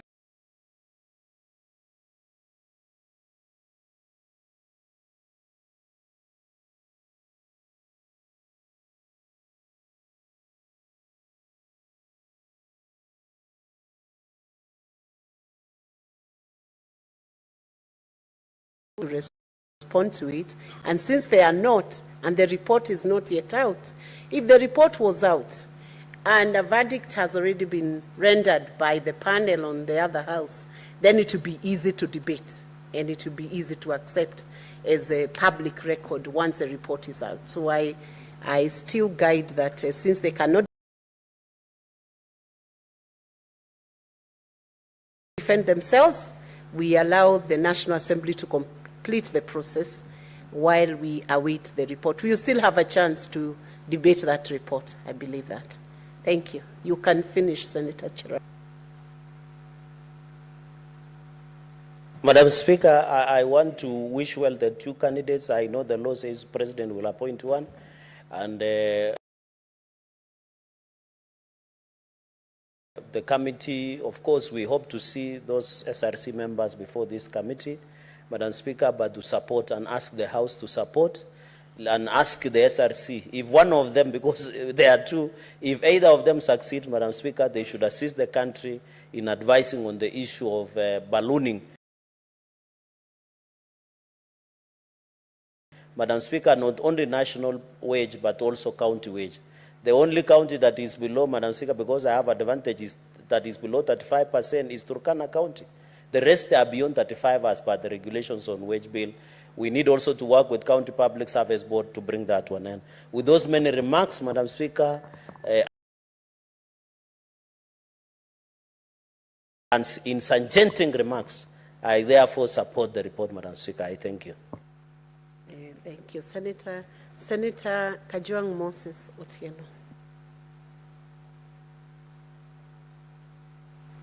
Madam Speaker, I rise to contribute to this motion. Whenever we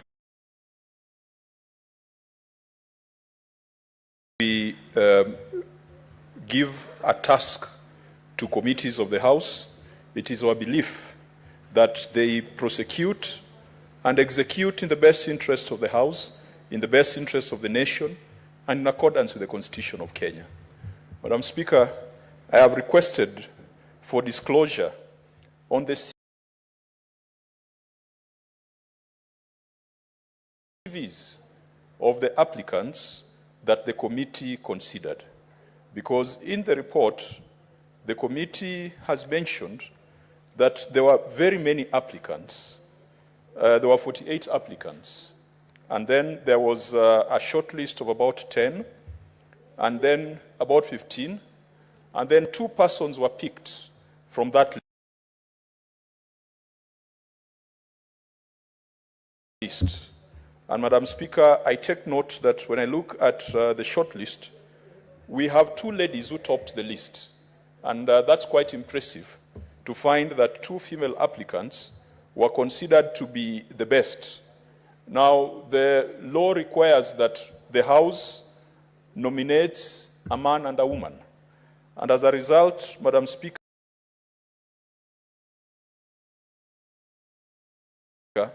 I can see from this report that there is a female applicant who came from Mombasa County, who was number 2, and that is Mohammed Nahida Athman, who got 71.29% score, higher than Mohammed Aden Abdi, the male whom the lot has fallen on, who got 70.29.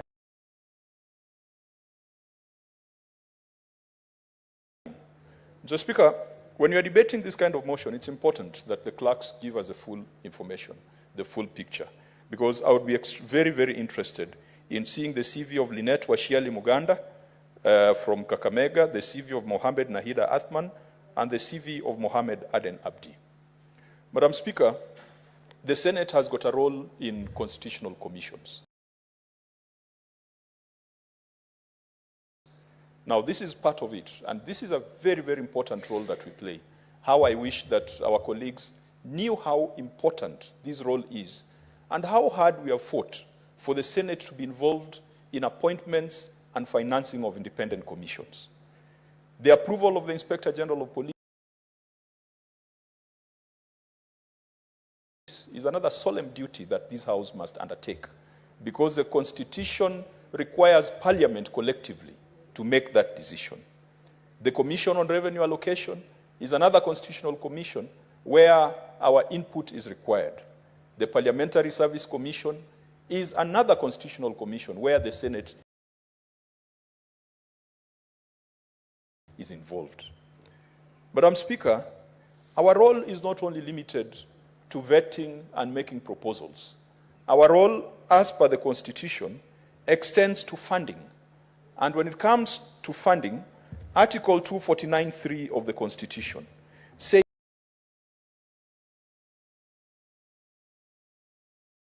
and Madam Speaker, I like reading this out because sometimes people wonder why the Senate wants to be involved in the affairs or in the financial matters of independent commissions.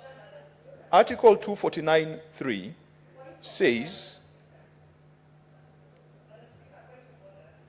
What is your point of order, Senator Gloria? Thank you, Madam Speaker. I want to bring to your attention, under the Standing Order 246, under the Standing Order on broadcasting as well, Madam Speaker, there has been a recurring incident every time I speak in this. Not every time, but at least 3 times when I've been speaking. Madam Speaker. It is an intentional sabotage that when I'm at the floor, somehow, for a very peculiar reason, the online stream is tampered with, Madam Speaker. And I am speaking this confidently because I've actually walked out to find out, Madam Speaker. When I was seconding this motion, which is a very important motion, Madam Speaker, you can go and confirm and ascertain that they actually went offline. And they are claiming that there is some technicalities and issue, Madam Speaker. Madam Speaker, if you look at our standing order, and if I can just direct you to the standing order 245 2 and number 3, when it says, when broadcasting the proceedings of the Senate on television, the following guidelines shall apply. The camera shall focus on the senator recognized by the chair until the senator has finished speaking, Madam Speaker. I want to raise to the attention of the Speaker and to this House that whatever monkey business is happening, Madam Speaker, must come to an end. Senator Gloria. Because Senator Gloria, what standing order are you? 245. 245. 245, Madam Speaker, talks of broadcasts of Senate proceedings. Yes. And if you could go further to page 238 where it fleshes out, under 3 on television broadcasting, Madam Speaker. 230. The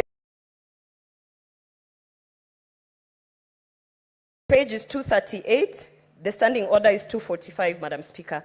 Madam Speaker, this issue was even raised before by, I think, Senator Eddie Oketch, in terms of the quality and the provisions and all that. Madam Speaker, what I want to raise is that I've realized when I am making my submissions, Madam Speaker, there is somebody there behind trying to make sure that Kenyans don't hear what I am saying, Madam Speaker. And Madam Speaker, I protest. And this is against our standing orders and against my privileges and my rights as a senator, Madam Speaker. I call for an investigation, and whoever is found culpable must be taken to that same powers and privileges committee that they want to send all senators every time, Madam Speaker. It is a shame that people who should be assisting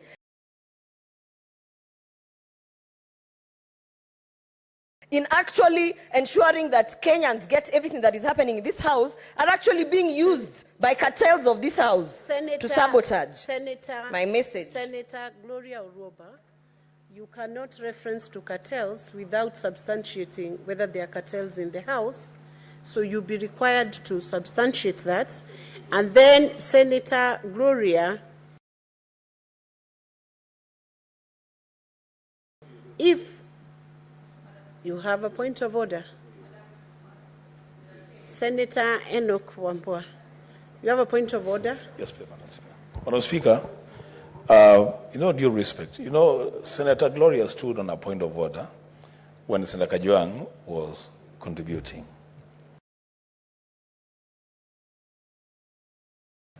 And I've been asking myself, what was out of order with what Senator Gacchagua was presenting and the connection between what he was presenting on and what she has spoken about. Madam Speaker, this is also a house of record. And we also have to draw a line between issues that are administrative and issues that are for debate on the floor. Speaker, I say this as a leader in this House, and really, there is wisdom in what I'm saying.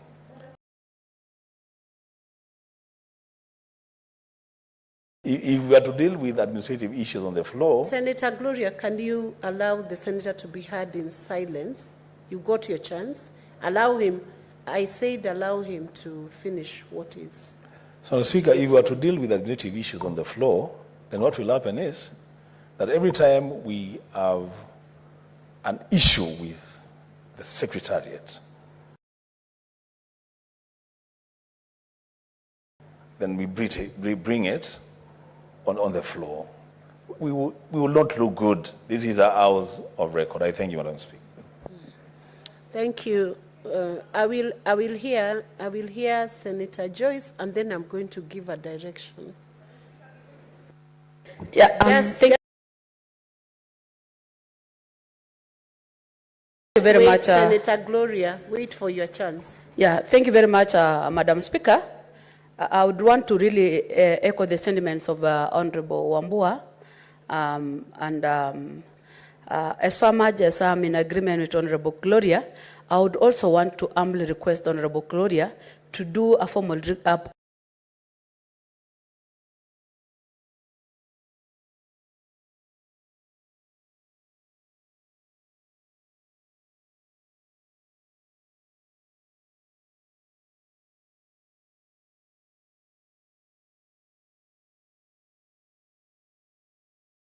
this House, Madam Speaker, and may I even dare say, Madam Speaker, that if they keep singling out the complaints that I bring to this floor as an issue about Gloria, Madam Speaker, first they came for the Jews, then they came for who?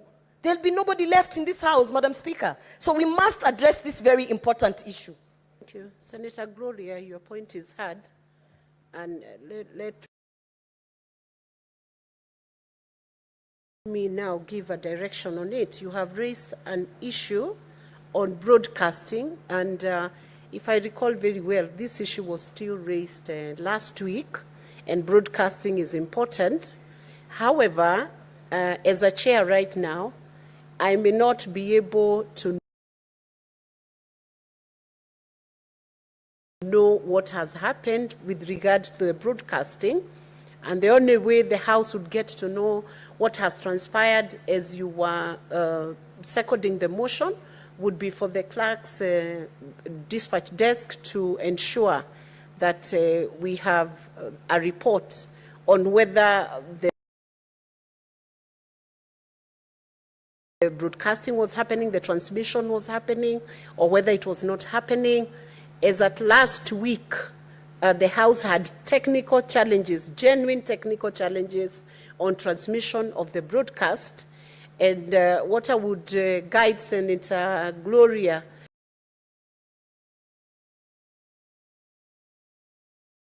to also consider is the fact that as at last week, it had nothing to do with Gloria or any specific senator. It was an equipment challenge. And I believe the Secretariat is able to give a report and a guide as to whether we still have the delayed transmission. And also when you are raising such an issue, Senator Gloria, you raise it as an issue that is affecting the House. You don't have to always personalize it. It has nothing to do with you. This technical transmission was also an issue that was raised last week by several senators, if I may recall, whether it's last week or the other week, but it's an issue that the Secretariat desk has been working on. So give a report whether transmission was done, and it can be reported in the next session. And I think that should be the guide that will help us in that issue. Senator Kajwang, you can resume the debate. Madam Speaker, I hope you'll allow me to recover the lost time because it was not related to the motion. Yes, your time was paused. You will not lose your minutes. Yeah, Madam Speaker, let me go back to this because this is an extremely important undertaking that this Senate is called upon to do on behalf of county governments and on behalf of the nation. Madam Speaker, when you bring this motion for delegations and for senators to approve or reject, you must provide the full information and full disclosure. As I had said earlier, that there were 48 applicants who were narrowed down to 15. And the committee has given us the names of 2 applicants for consideration and for approval. Madam Speaker, I cannot make a decision in the absence of the details of the qualifications of those other applicants who have been shortlisted. In this list, Madam Speaker, I see Mr. Silas Otieno Owiti from Homa Bay, who scored 59.71%. At least give me a glimpse onto his CV At least give me a glimpse, give me the notes so that I can see from the minutes how the performance was. And Madam Speaker,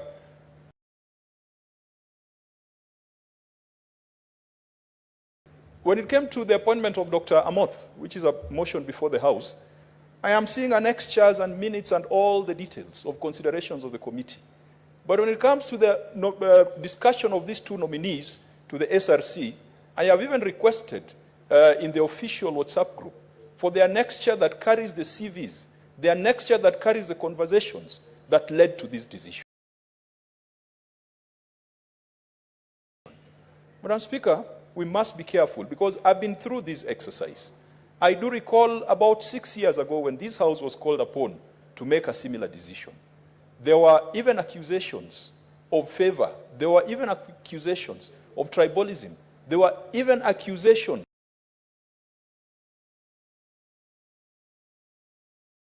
that the committees were operating with an end in mind. And Madam Speaker, at that time, some of the applicants were former senators. They were former colleagues. It was very sad when some of them, a former senator who has been in this House for 5 years, was being disqualified for lack of experience. If you have been a senator for 5 years, or a member of National Assembly for 5 years, what other experience do you need to get a job in this country? What other experience do you need to undertake a role in a constitutional commission? And Madam Speaker, I want to be convinced that such considerations were not made in this case. And it will be important that before we take the vote, that we get the full disclosure of the minutes and the conversations and the resolutions and any dissenting opinion, if there was a dissenting opinion of members of that committee, Madam Speaker, because as I look at the adoption schedule, it has been approved by 5 out of 9. I would like to hear what the other 4 had to say with respect to the final decision that has been brought to this House. Madam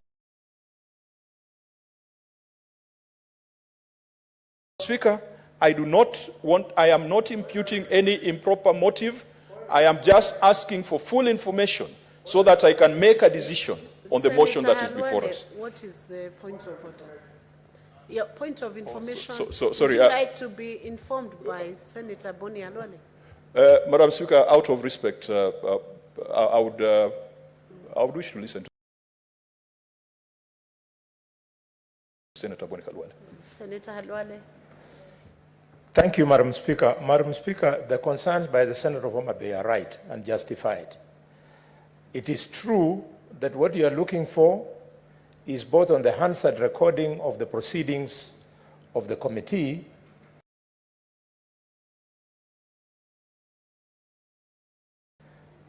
but it's also true that it is part of the report which has not been brought here. What you have here is the executive summary of the report. We could not have done all that we did for all the candidates. Number 2, Madam Speaker, the issue he has raised about the fear that there could have been tribalism and stuff like that, it will help. We had a marking scheme. The nearest way the committee approached the issue of how to handle the great tribes of Kenya was the constitutional requirement of regional balancing. As to how much one was getting for academic endowment, if you had a bachelor's degree, you scored less than master's degree, and so on up to PhD. I beg to inform. Madam Speaker, I want to thank Senator Alwale. Indeed, as a member of this committee, if there is important information that has not been brought before this House, then this motion should be stood down. I am looking at a similar report of a nomination for Dr. Amoth, Madam Speaker. And I'm looking at the iPad here. There is an annexure that is 244 pages. 244 pages. It has minutes. It us details. Why is this different? And it is a similar process where we are being called upon to exercise our constitutional and statutory duty to make approvals or appointments to constitutional commissions. This committee then, this motion should be deferred, and this conversation should stop at this moment until the committee brings us a full report, Madam Speaker. The report we have is 28 pages. 28 pages. How do we know that justice was served? If it was not the respect that I had for Senator Khalwale, how would this House have been informed of that criteria? Madam Speaker, as I've said, I've gone through this process. And this particular process, we came to some conclusions. It was established that a committee had dismissed a former senator on the basis of lack of experience. And I've kept asking that once you have been elected as a senator or nominated as a senator, you have sat in this House approving budgets, approving appointments, writing laws, you have sponsored laws. How can a committee then come and tell you that you do not have requisite experience to become a member of a commission? And that's why we're insisting we need to see those annexures to see whether those kind of arguments found their way in the decision of this committee.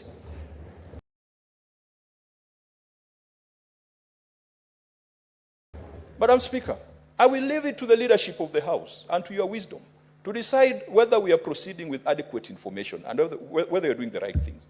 But let me make certain broad comments, Madam Speaker, as that point is still under consideration. That our role does not end with appointment. Our role extends to funding for constitutional commissions. And Madam Speaker, we have been weak, and we have allowed that function or that role to go to the National Assembly when Parliament or when the Constitution clearly states that that is the role of Parliament. I want to read Article 249(3), which says that Parliament, and not National Assembly and not Senate, that Parliament shall allocate adequate funds to enable each commission and independent office to perform its functions, and the budget of each commission and independent office shall be a separate vote. End of quote. Madam Speaker, the word there is Parliament, and it is not National Assembly. We have a responsibility, we have a duty to be engaged in the budgeting and resource allocation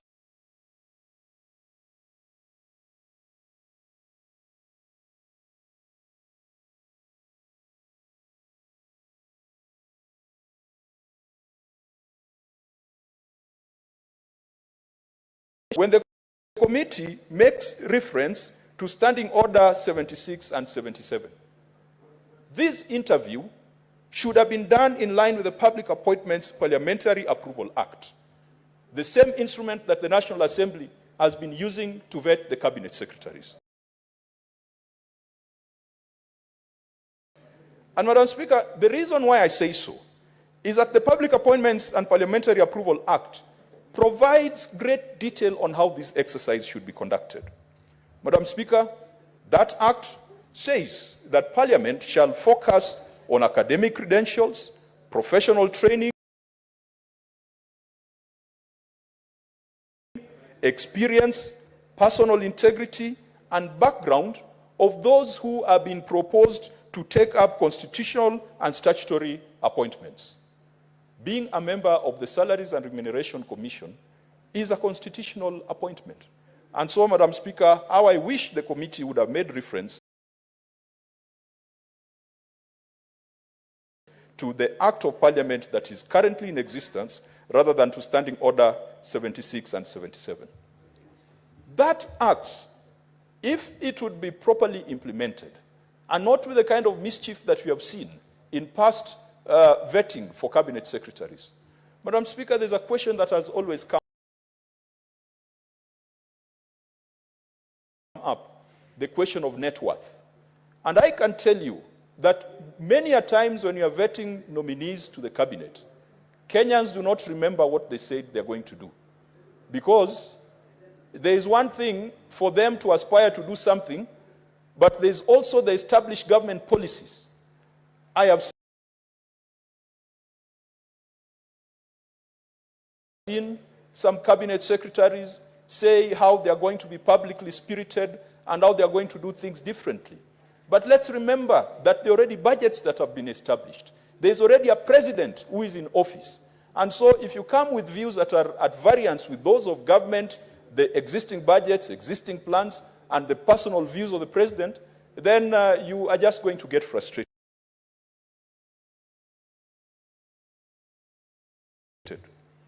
But the question of net worth is one that has animated the nation. I saw a computation of the net worth of the nominees that are currently before the House, without getting to the substance of the matter, to be 10 billion. And Kenyans are offended. Kenyans are offended. What is this magic that politicians play that makes them wealth that serious corporate organizations cannot make?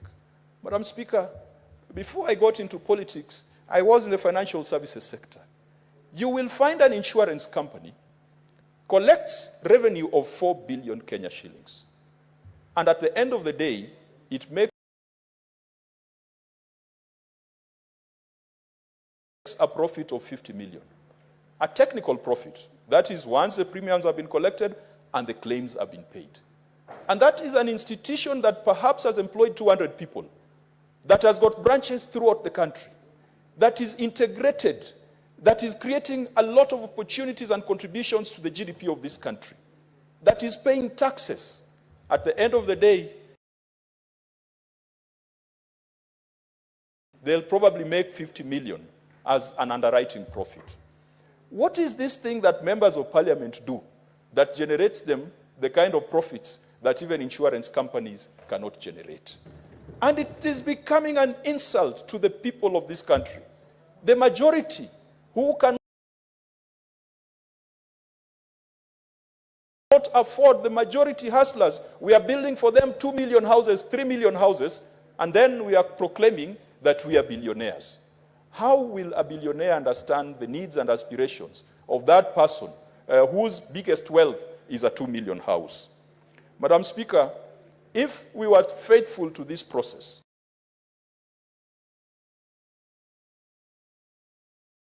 even these applicants who are here, we should see an annexure showing how much they are paid in taxes. If I'm worth 300 million Kenya shillings, Madam Speaker, the taxes I pay must be different from the taxes paid by somebody else who's worth 31 million Kenya shillings, by someone else who just relies on a salary and has got nothing of value because their liabilities exceed their assets. Madam Speaker, another question that must be asked is a question of conflict of interest. In the substantive act that I've referred to, there is a question on conflict of interest. If my family is doing business, perhaps in the ICT sector, and then I get into government as a minister for ICT, I must disclose and I must lay out before Parliament how I'm going to prevent potential conflict of interest. In fact, in serious jurisdictions, once you get into certain constitutional and statutory positions, you put your assets or your wealth in a trust so that you are no longer directly involved. And so you are not compromised when it comes to procurement and provision of opportunities. We never ask those questions. Another question that we are required to ask under the Public Appointments Act is, have you ever been charged in a court of law? Madam Speaker, you don't hear those questions being asked. Another question we are supposed to be asked is, have you ever been advancedly mentioned in any report before Parliament? And Madam Speaker, all the 47 county governors have been adversely mentioned in reports before this House. And if you are taking seriously the reports of Parliament, which we must take seriously because we are Parliament, we must ask ourselves, during your tenure as governor for Tana River, Did the Auditor General ever raise queries? And did the Public Accounts Committee bring a report to the House? And did the House adopt a report that recommended your investigation and prosecution? You find a lot of people in public offices. There are reports we have adopted here, but when we are vetting them,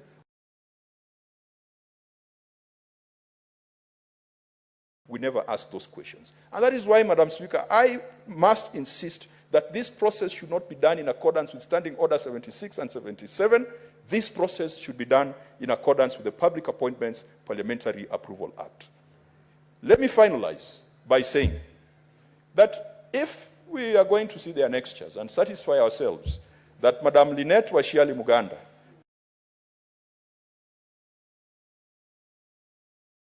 and Mr. Mohamed Aden Abdi indeed were the best of the best, I will have no problem supporting this motion.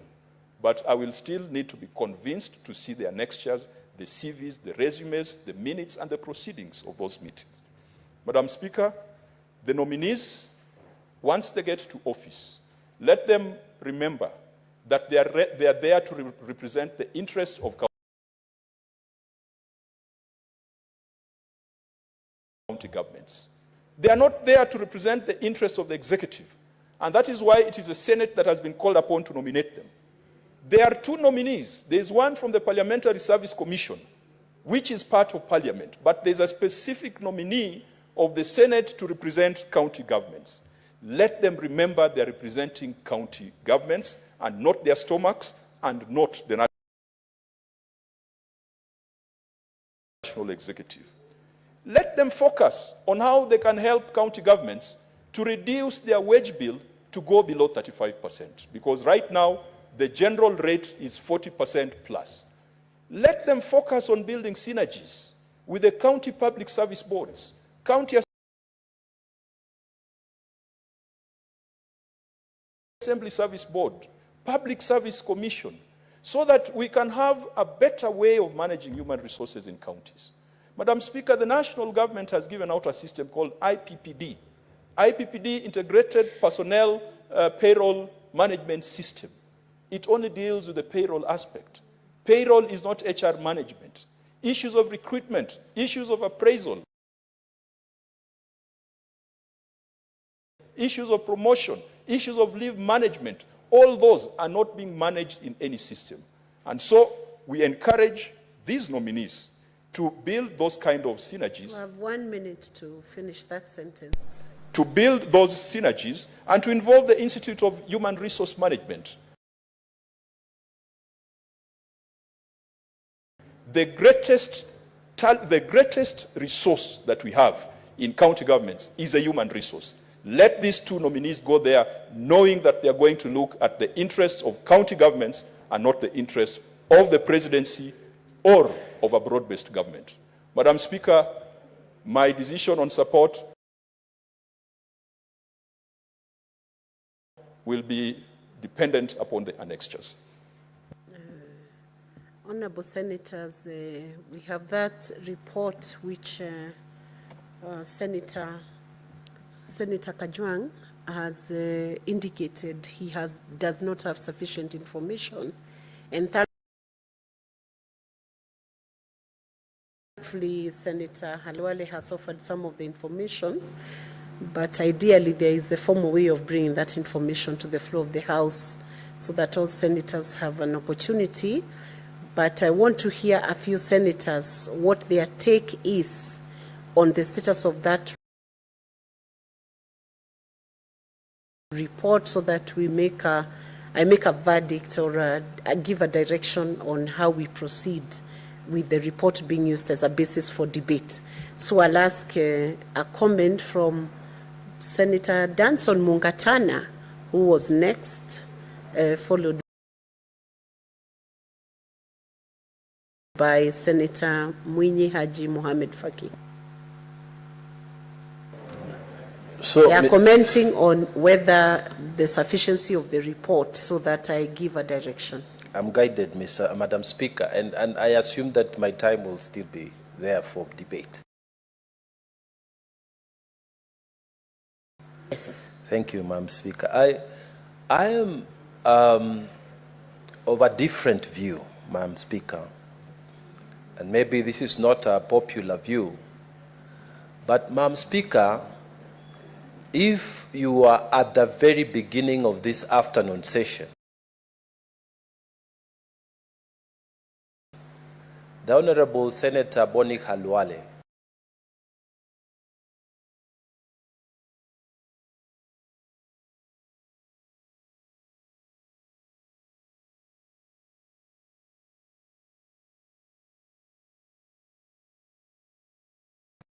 I'm personally persuaded that the leadership which is there and the information they have given us, I have no reason to impugn unless there is other information that I don't have.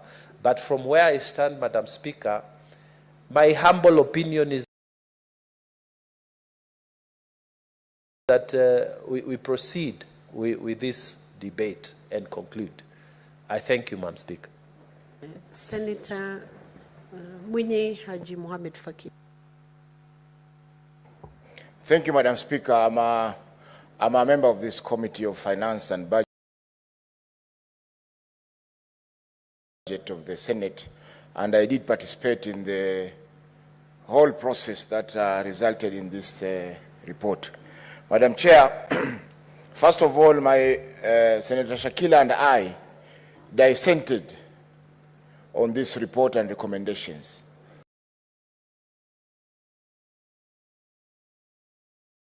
And even this morning, I did ask in the committee, I did make a comment that we had a dissenting opinion. Why is that dissenting opinion not captured in the report? Understanding order number 2 to 3, I think 5, says that a dissenting report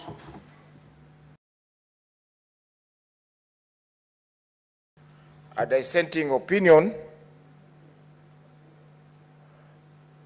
has to be captured in the report. A report having been appointed by a majority of senators, a minority or dissenting report may be appended to the report by any member or members of the committee.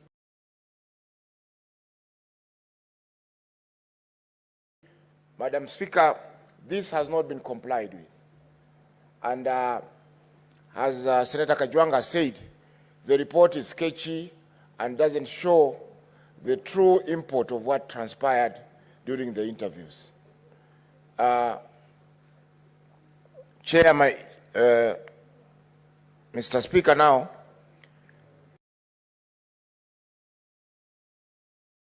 it will not be prudent for us to continue the debate if those issues have not been considered. Thank you.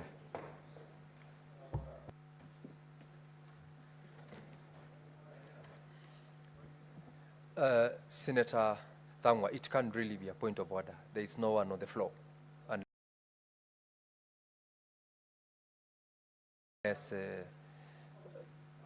Unless it's a comment.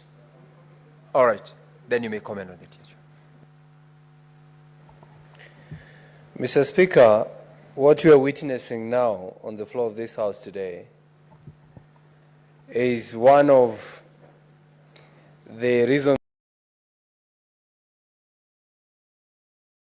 why people are in the streets in this Republic of Kenya, because information is scanty, Mr. Speaker. We are not able to have information when vetting is going on. If you ask this country, you will only be told the vetting that was going on within this period was that of the CSs. The people probably did not have information. There was a vetting of these commissioners to represent the county government at SRC. But, Mr. Speaker, it is very sad for a member of this House to request for a postponement of a report that has been tabled, yet these vetting were open to the public, were open to the members of this House, and anybody who wanted to find out the nitty-gritties could have attended these sittings, Mr. Speaker. Because I am commenting on this, it is not a point of order. Just the way you have commented, I'm commenting on it. We are commenting so that we assist the Speaker to make a decision.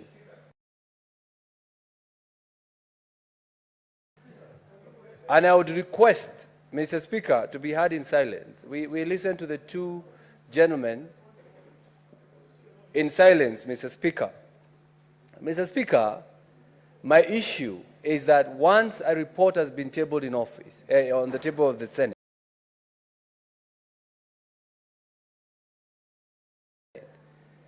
every member should be given an opportunity to discuss.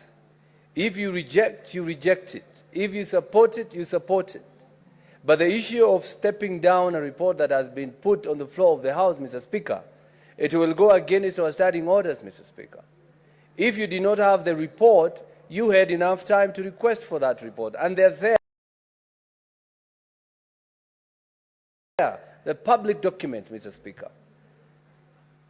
But it is my prayer, Mr. Speaker, that this report we continue debating, because we have so many people who will be having an opportunity to debate it. And I trust the committee, Mr. Speaker, that was mandated to do this kind of vetting. It is one of the committees that has been praised in this House, that has been doing their work diligently, Mr. Speaker. So I would go against those who are saying that we should start down the report, but I would urge you, Mr. Speaker, to rule that we continue the debate so that these people who have been nominated can have a chance to serve the people of this country. Resume your seat, Senator Thangwa. You've been heard. Members, remember when Senator Thangwa indicated that he was rising on a point of order, I told him it was not. And unfortunately, Senator Mungatana had been asked to step down for an intervention that had come in, if that is exactly what had transpired prior to this intervention by Senator Thangwa. And so, honorable members, I am directing that even as we raise concerns about the content of this report and as to whether or not we will stand it down or we will defy it tomorrow, I will allow 2 more members to comment on it so that the chair issues a ruling as to the concerns that had been raised. I will give you members time to comment, but I need to just give directions that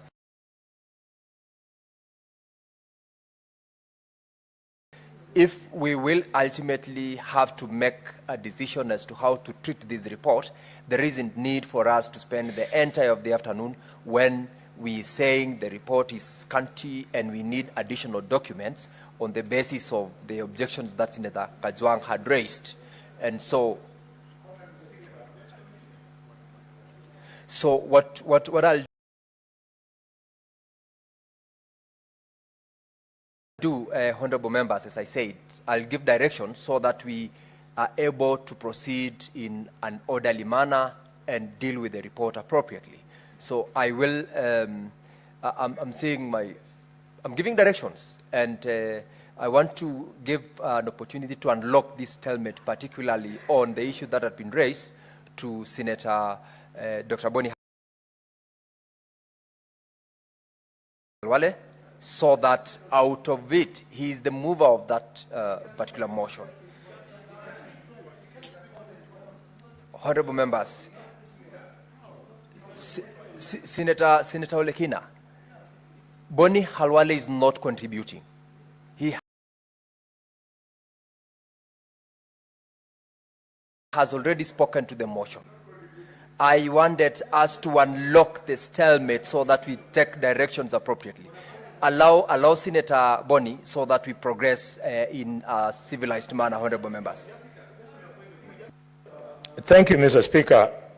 Mr. Speaker, I would like to associate myself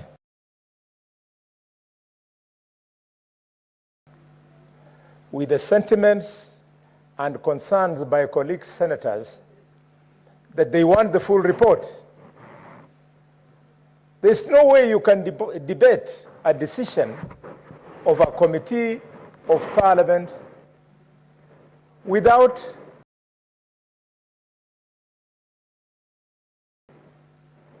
proper information being availed to you as a senator or a member of parliament. So Senator Gacchagua is right. Mr. Speaker, I also want to associate myself with the remarks by the Senator of Mombasa, Senator Faki. He's a member of this committee just like myself. He's right when he tells the House that there were two members who dissented, Senator Faki and Senator Sakila. It's a fact. The other two members, Mr. Speaker, whose vote is not recorded, did not attend the process.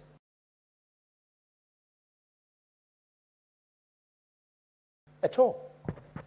So the people who signed adopted the report, and the two who dissented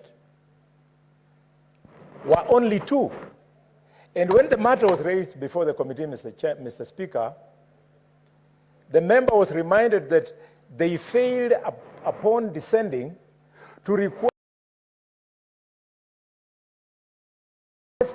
for the dissenting view to be part of the record.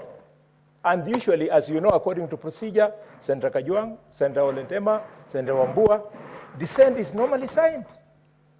So let it rest there.